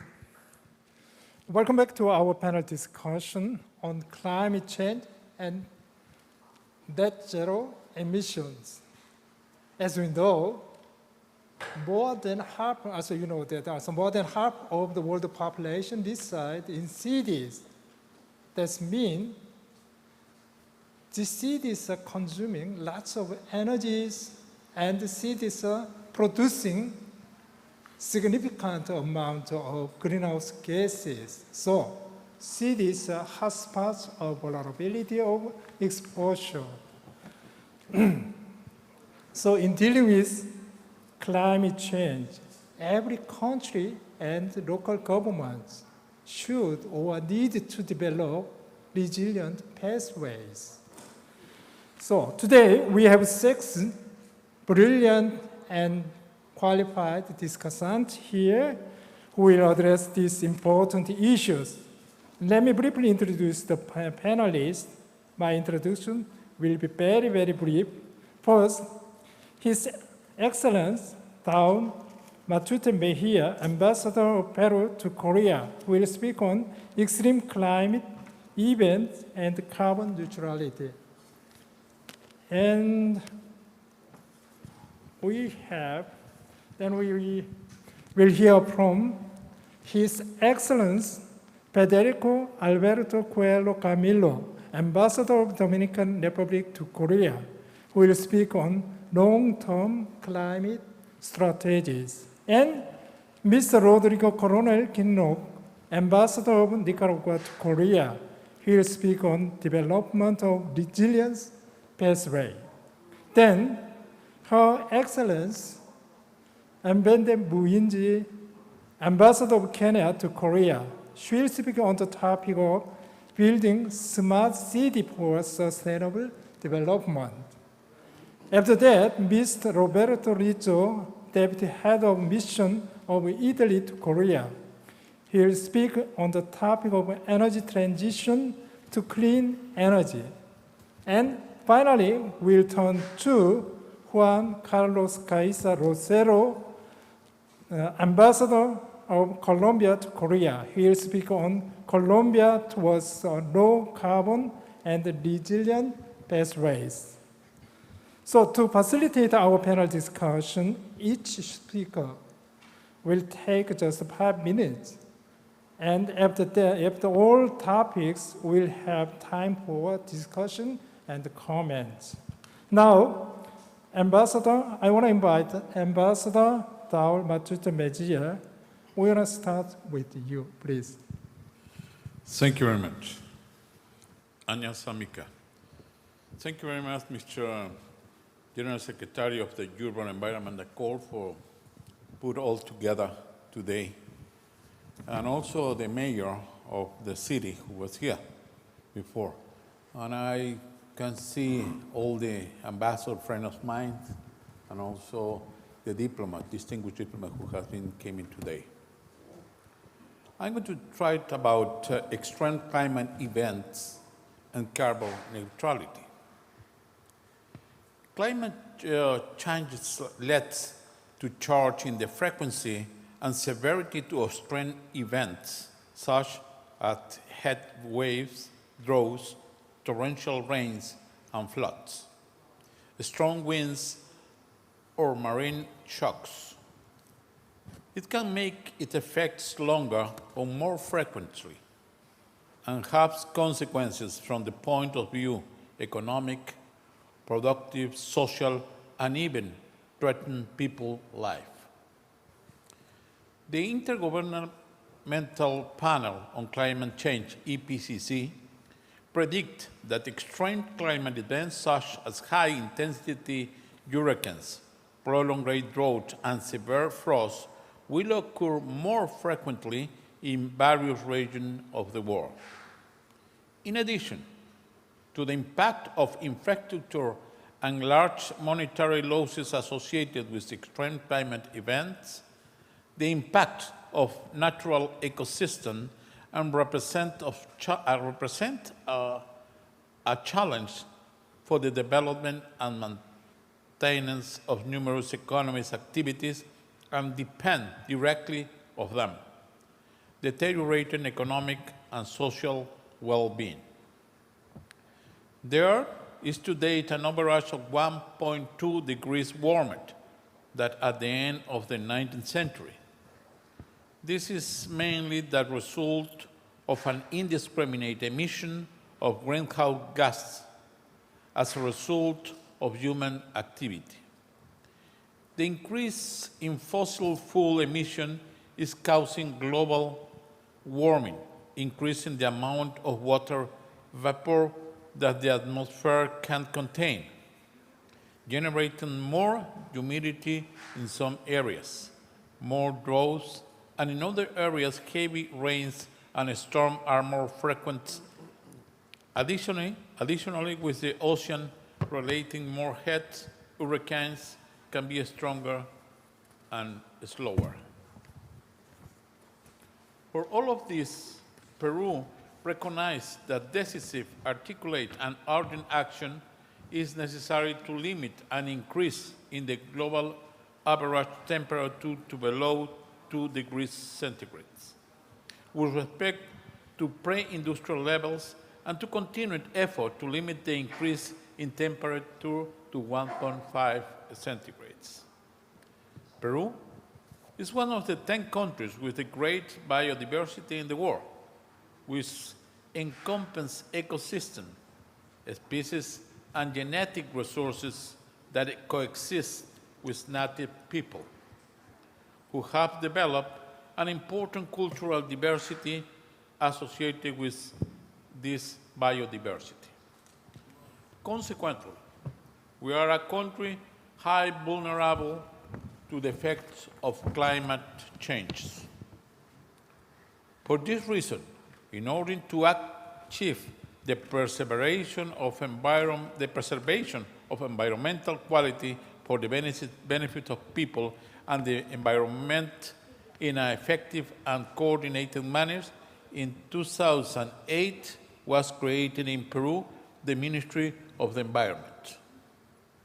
Our country has demonstrated its environmental leadership as president of the Conference of the Parties to the Framework Convention of Climate Change, COP20, in 2014, and the negotiation process toward the adoption of the Paris Agreement in 2015.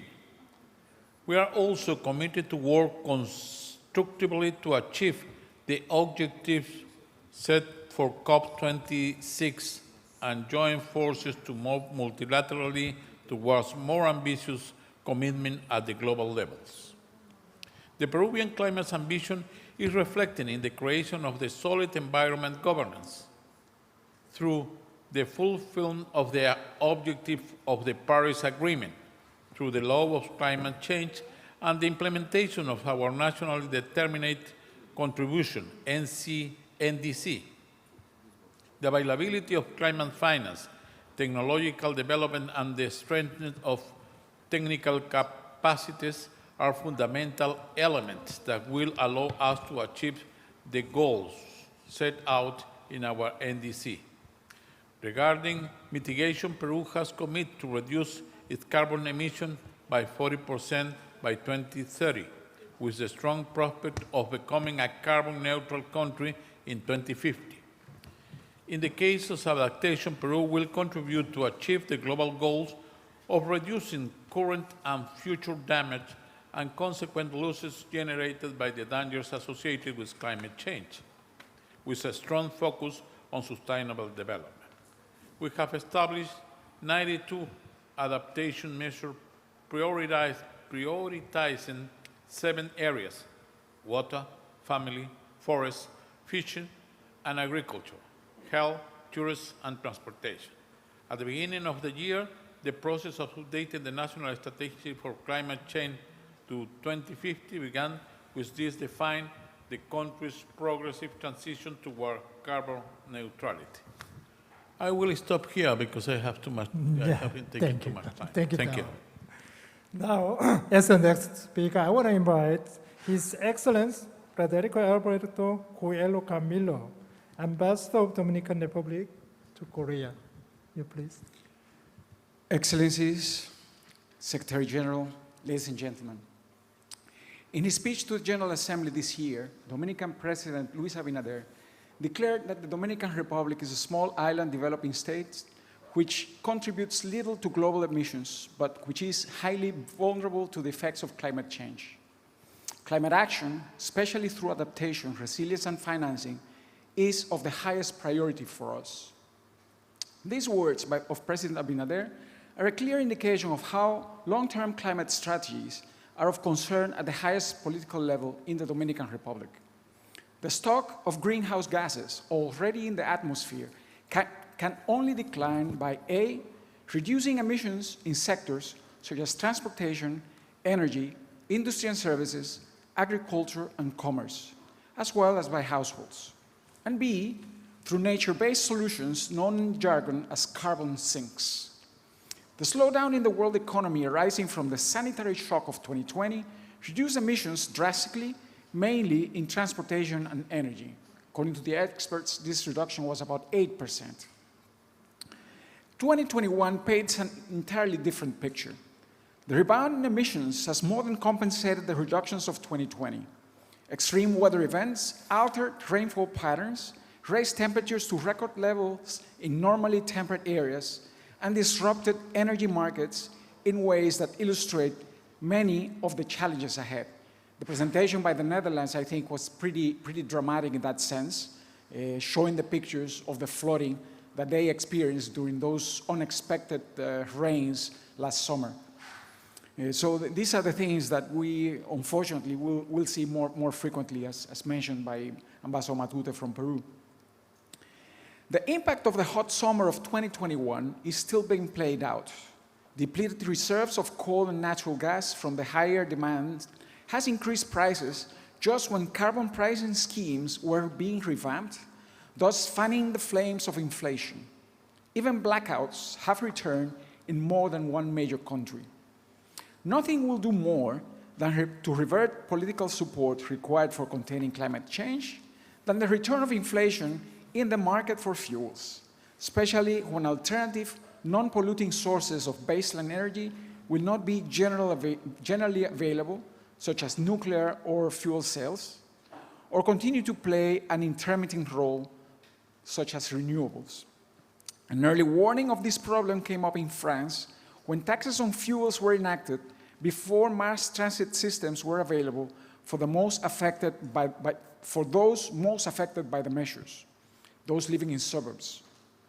The Yellow Vest movement that ensured forced French policies in transportation to adapt to the overlooked reality of so many who could not reach their workplaces without driving their cars in face of rising fuel prices. This is all happening just after the report by the International Energy Agency calling for stopping exploration of new oil fields if we are to achieve carbon neutrality by 2050. Excellencies, ladies and gentlemen, the Paris Agreement on Climate Change calls for the formulation and communication of long-term, low greenhouse gas emission development strategies. These strategies, according to the Paris decision, should have been communicated to the UNFCCC by 2020. Unfortunately, unlike nationally determined contributions, long-term strategies are voluntary despite their role in aligning domestic policies with the goal of keeping the rise of global temperature below 2 degrees Celsius. COVID-19 affected greatly the capacity for countries to comply with the reporting commitments. Barely 31 parties of the Paris Agreement have communicated their long-term strategies.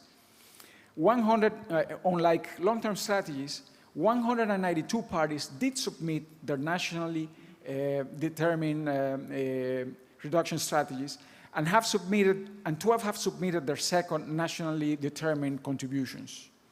Can a series of nationally determined contributions play the role of properly formulated long-term strategies? Can greenhouse gas emissions be reduced to contain global warming when 95% of the resources are being allocated just to mitigation? This was a warning yesterday by Ban Ki-moon in his keynote speech to the International Urban Resilience Forum. Excellencies, ladies and gentlemen, the Yellow Vest movement in France and the ongoing crisis arising from the hot summer of 2021 leave no choice but to heed Ban Ki-moon's call to place adaptation at least on equal footing to mitigation. A prime example of this balanced approach can be found in the submission of the long-term strategy of the Republic of Korea. It prioritizes clean energies while capturing carbon emissions in the electricity sector. It seeks to mitigate pollution in industry while promoting the transition towards circular economy and the adoption of cleaner technologies. It is moving rapidly towards mass transit systems, which is the low-carbon alternative, while accelerating the transition towards alternative fuels in all modes of transport. It is fostering energy efficiency both in new and old buildings, while incentivizing the use of alternative energies to decarbonize electricity and heating in households. It is deploying smart technologies to minimize emissions in agriculture, while seeking to reduce waste through the transition to a circular economy. And it is revamping the management of forestry to enhance their role as carbon sinks. The Korean long-term strategy is embodied in the new Green Deal, which has become very quickly the benchmark for countries like mine, and no doubt for many others as well. Excellencies, ladies and gentlemen, the pledges of $100 billion per year made in Copenhagen back in 2009 have not materialized. Without the promised resources, the progress made in developed countries such as Korea will be offset very quickly by the lack of action in developing countries lacking the necessary resources. None of these countries, countries like Peru, like Colombia, like mine, and many represented here, none of our countries can be prevented from wanting to increase our standards of living by pursuing our own development policies. So we need these resources. These pledges have to be realized as soon as possible. The Dominican Republic hopes this year's COP in Glasgow will lead to tangible progress in all of these fronts, delivering on the promised resources, achieving a better balance between adaptation and mitigation, and ensuring that the transition towards a carbon-neutral future is not hampered by traumatic hiccups along the way. I thank you. Thank you, Frederico. Next, I want to invite Mr. Rodrigo Coronel Kinlock, Ambassador of Nicaragua to Korea. Please. Thank you very much. First of all, I am very honored to be here. Actually, I think they put the presentation from Colombia. So maybe the Colombian ambassador will want to take it. Yeah, if we want, yes, okay. Hello. Thank you. Thank you so much. Okay. First, I would like to explain very fast about Colombia. Colombia is one country of 1,100,000 kilometers square. If you visit Colombia, you can know Colombia has 7 worlds. 35% of the land of Colombia is Amazonian region. 15% of the land is Orinoquia region, Caribbean, Pacific, Chocobio Geográfico, and Andean region. My country has 2 strategy jungles in Latin America, Chocobio Geográfico and part of the Amazonian. The next month, the Royal Garden in London, the Botanic Garden of Kew, will declare that one of the top #1 area per kilometer square with the major biodiversity is one area in the north of Ecuador and the south of Colombia. In that way, I would like to say that 1 month ago, my president visited Korea and signed one joint declaration with Korea around the concept of inclusive innovation, sustainable and digital. We need to begin to work in several areas. One partner here is GCF, with projects, for example, with Amazonia or La Mojana, with GGGI, P4G, with Inter-American Development Bank, and the CAF, Latin American Bank. I would like to talk in that way that in Colombia, around Paris Agreement, my country, my president 2019, decided that our goal is to have become carbon neutral by 2050. And last December, our goal, thinking in 2030, is 51%. 51%. In that way, we need to reduce we need to no increase more than 169 million tons of emissions. In Colombia, we have 196 measures to control that mitigation in each sector. I would like to talk energy, for example, in the energy sector, we have the new platforms to move our country in a more clean matrix with alternative energies, thinking in 2030. In the case of Ministry of Commerce, we have a dialogue between private, public, and academic sector with the objective to reduce that emissions. This is some lines around the policy: circular economy, paramount protections, green education, ecosystem restoration, biodiversity cities. And this is the causes of our deforestation: land, minerals, crops, extreme cattle ranching, agricultural frontier. This is around the strategies. We have strategies in this point is a national security reason, because it's the second country more biodiversity and education and sustainable projects. Some outcomes, but finally, I would like to close my intervention with three messages. Number one, we would like to invite you to think these kind of solutions, not only as countries, as regions. For example, Amazonian is one Amazonian region. With GCF, we have a project with Amazonian. With Latin American Bank of CAF, we would like to develop one project. The name is Tropical Pacific, the countries between Costa Rica to Ecuador. It's a region, it's not only a country. My third message is, I would like to invite you to think P4G, one good opportunity. The first assembly was in Denmark, in the Scandinavian countries, second in Korea.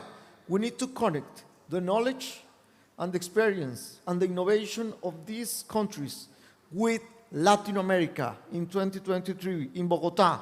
Why? Because Latin America is destined to, in agricultural projects, smart farms, and bioeconomy. Thank you. Thank you, Juan. You are exactly on time. Thank you again. Now, Rodrigo, you.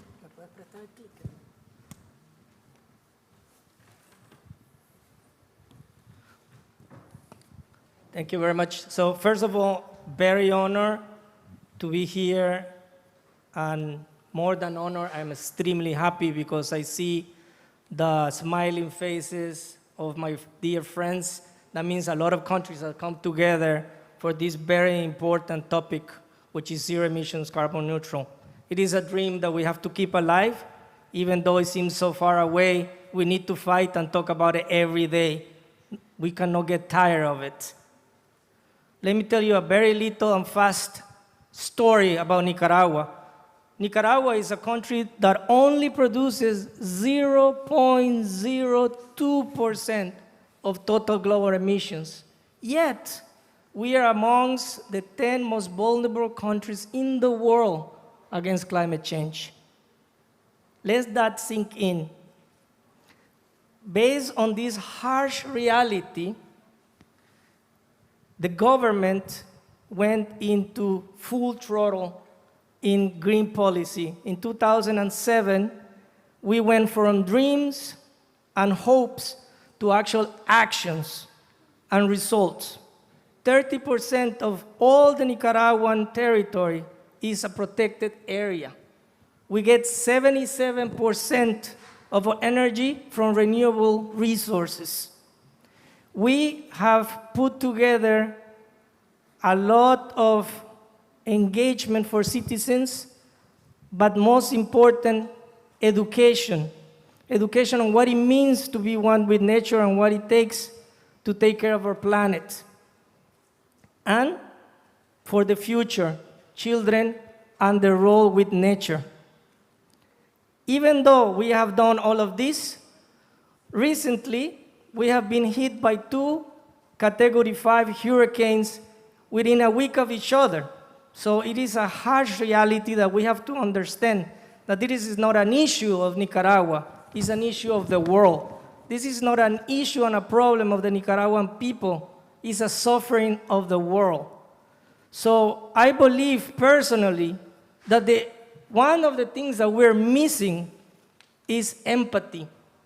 Because if we can truly feel the pain and suffering of the people that have lost their lives, that have lost their loved ones, that have lost their livelihoods with climate change, then we can start doing something about it. Until there is not empathy towards others and their suffering, there will be no action.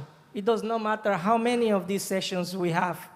So we have to start with empathy and realizing how does it feel in the other person's shoes.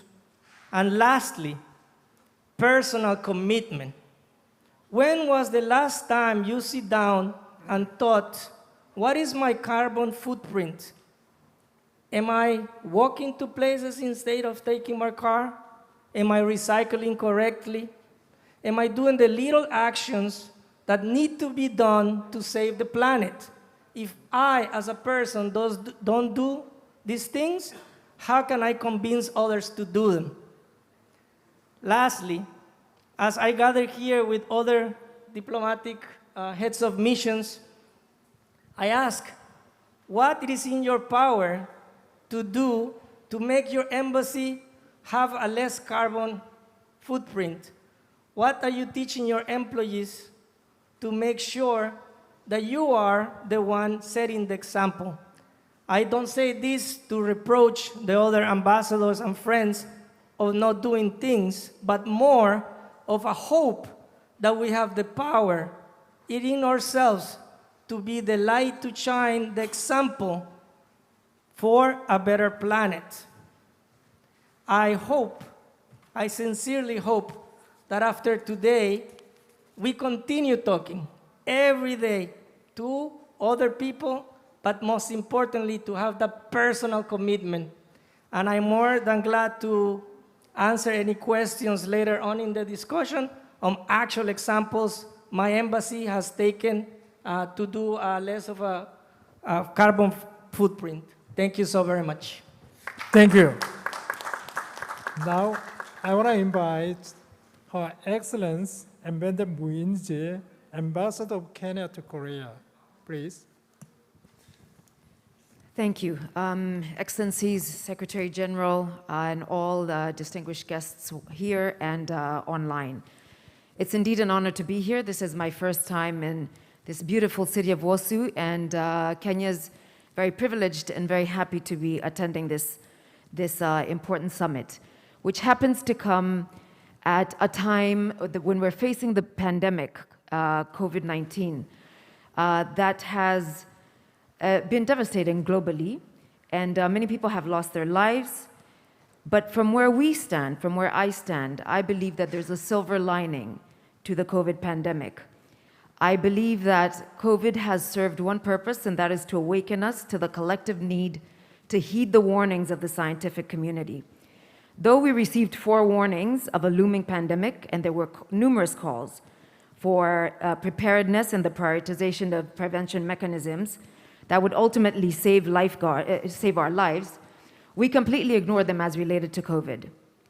And of course, we all know the dire consequences that we've suffered. Today, we're sitting here discussing matters climate. I think it's a very positive thing. I think it offers us an opportunity to amplify our responses to climate change by urging, as everyone here has said, our countries to align their policies with green economy and, importantly, to bolster their contributions. I was asked to speak about Kenya's Konza Technopolis, which is a Kenya flagship project of the Economic Development Blueprint, which is Vision 2030. The smart city is located on about 5,000 acres of land.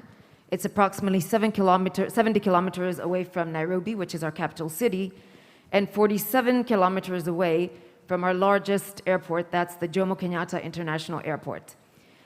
The Konza Technopolis was conceived by then the National Economic and Social Council, which I was privileged to be a part of.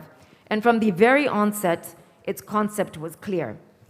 First, it was to develop a smart city that had a very strong value proposition for businesses that were presently located in Nairobi to relocate them out of the congestion that Nairobi is. As is the trend globally, Nairobi is rapidly populating, in fact, overpopulating. And if we look at the trends, over the past 60 years, our urban populations have grown fourfold. Today, there's over 56% of individuals that are urbanized.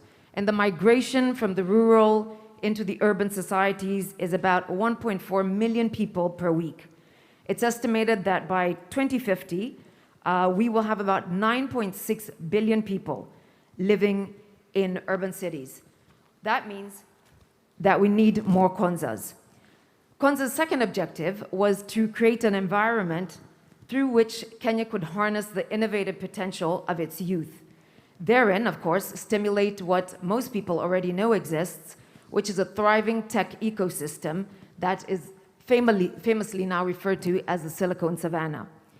We've actually taken a leaf from Korea. We understand very clearly the importance of building our human capital as a means of spurring economic development, and naturally, wealth creation goes alongside that. We recognize that in order to transform Kenya into a knowledge-based, industrialized, middle-income country, which is actually linked to our Vision 2030, we must be prepared then to do what needs to be done to develop the capacities for innovation. Otherwise, we will never participate fully in the new clean energy era. We need to develop engineers to develop new technologies. We need skilled labor to operate the factories using high-tech, zero-carbon components. And of course, we need to anchor all of this on a long-term foundation that integrates technologies into all these processes. It's against this backdrop, ladies and gentlemen, that Kenya birthed the Kenya Advanced Institute for Science and Technology, KAIST.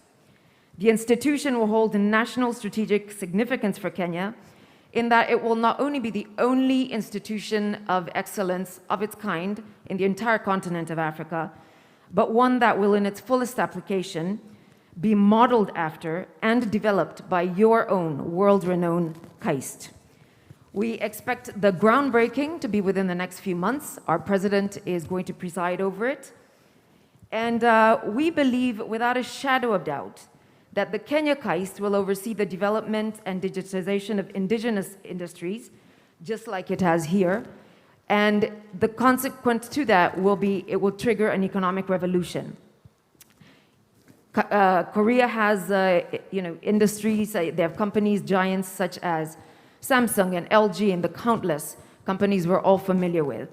It's our hope that seeing as we have the foundation, that KAIST will serve Kenya in a similar fashion. And we believe that this digital transformation will not only focus on the economics, but also focus on the development of green energy solutions that we all agree are critical to promoting innovation in renewable energy sources.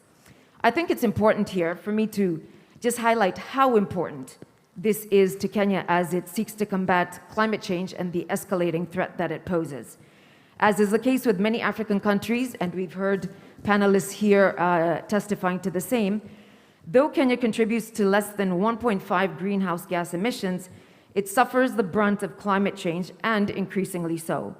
Our economy, for those who know, is largely dependent on rain-fed agriculture, and therefore we're susceptible to any climate change-induced ecological changes.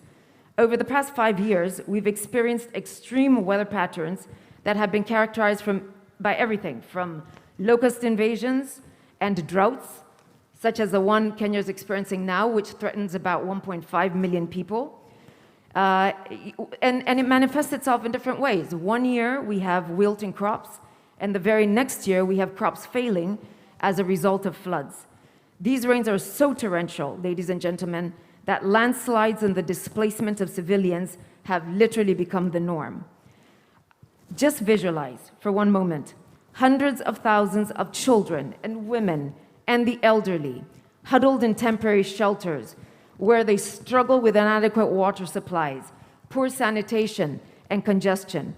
All this is compounded by a petri dish of vector-borne diseases, such as malaria, dengue fever, cholera, and typhoid.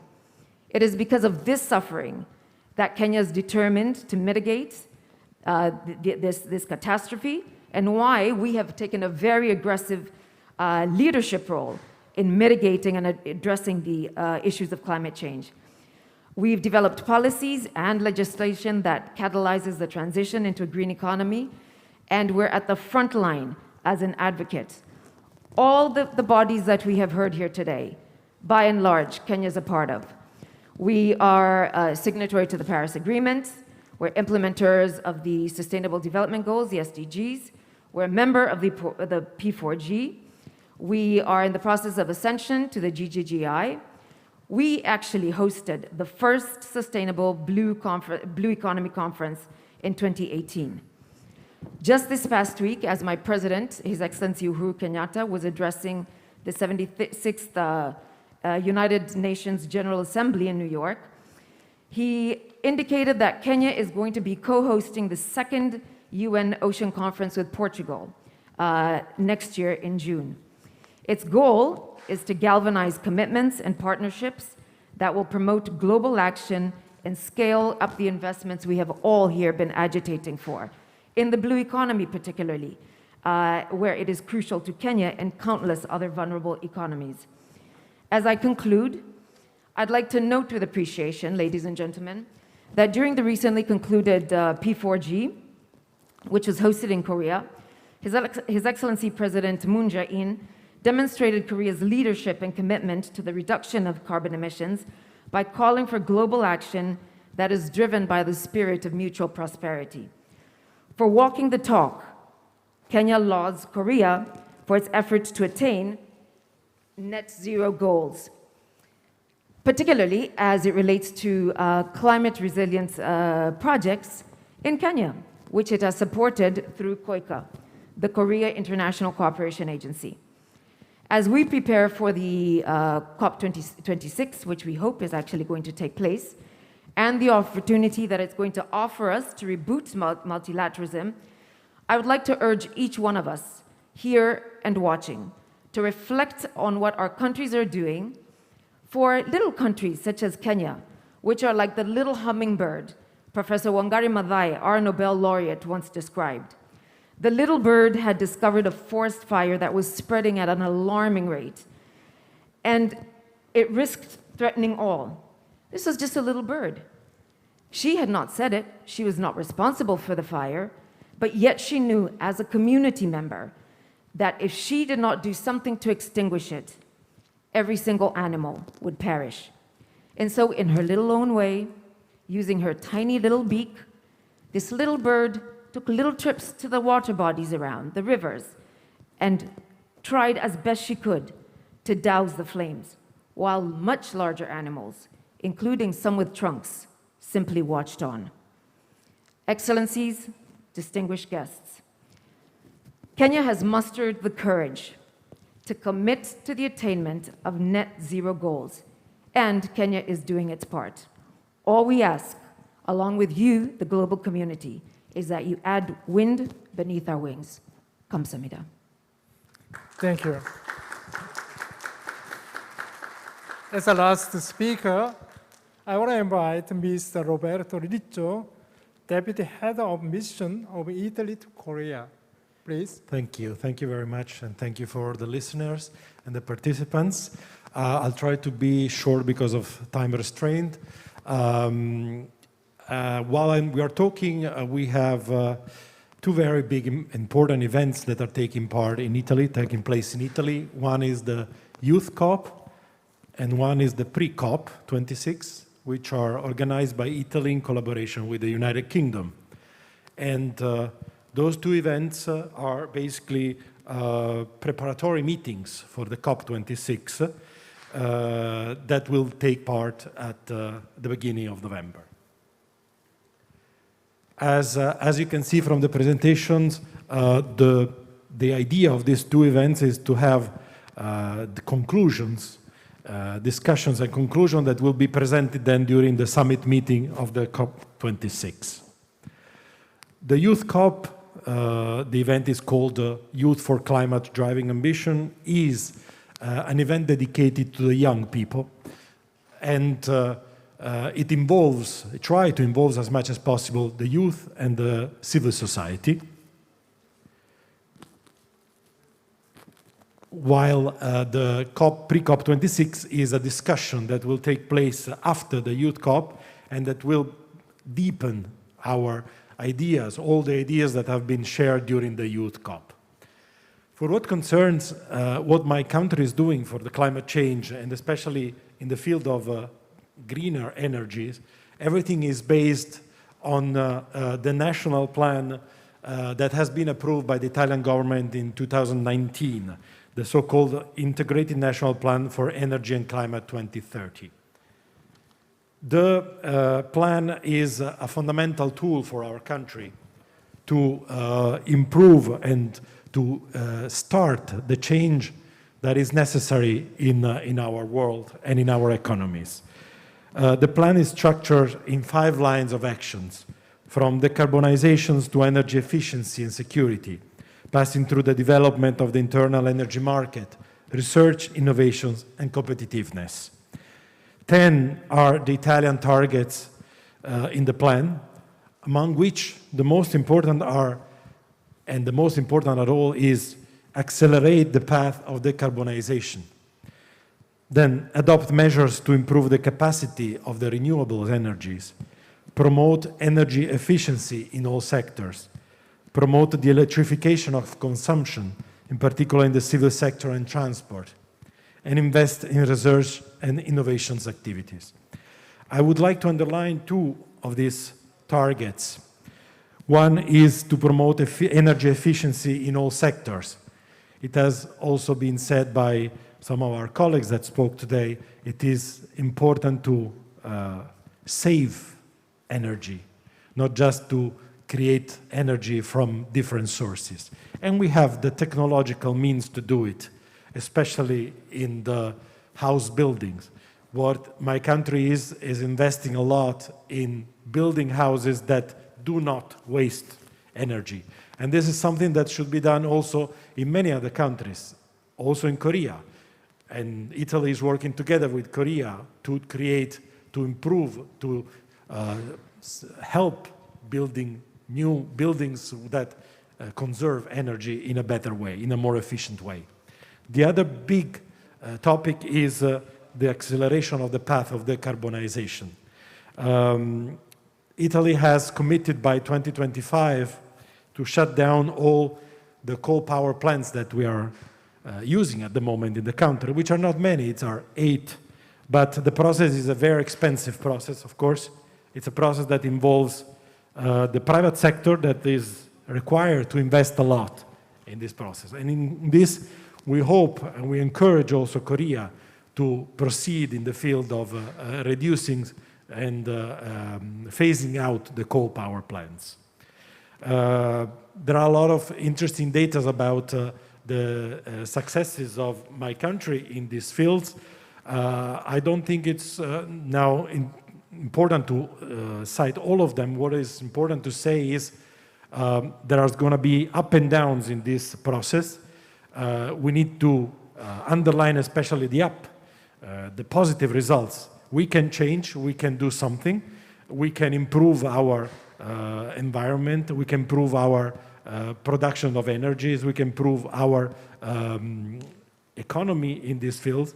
And thanks to the new technologies, thanks to the new research, thanks to the new products that we are discovering with our universities all together in the world, we are discovering that there is also a benefit, not just for the environment, not just for our morale, but also for businessmen. Climate change and the fight and the fight against climate change can be also an important business opportunity. Thank you very much. Thank you, Roberto. So I hate to say that we are much behind of schedules. I can take just 1 or 2 questions from the floor. Anyone have questions? Or later you can ask the panelists directly. Okay, I can see none of that. So, thank you. Thank you. This is all for the second part of this session. Thank you very much for your discussions. Thank you. Thank you.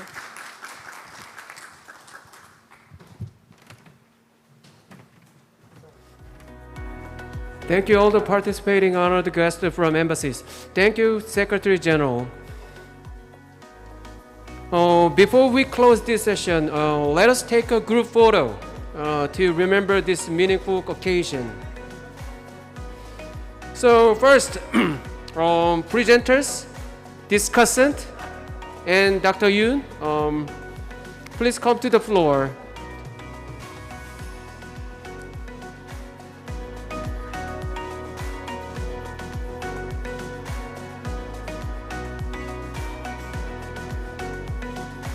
Yeah, presenters, discussant, and Dr. Yoon.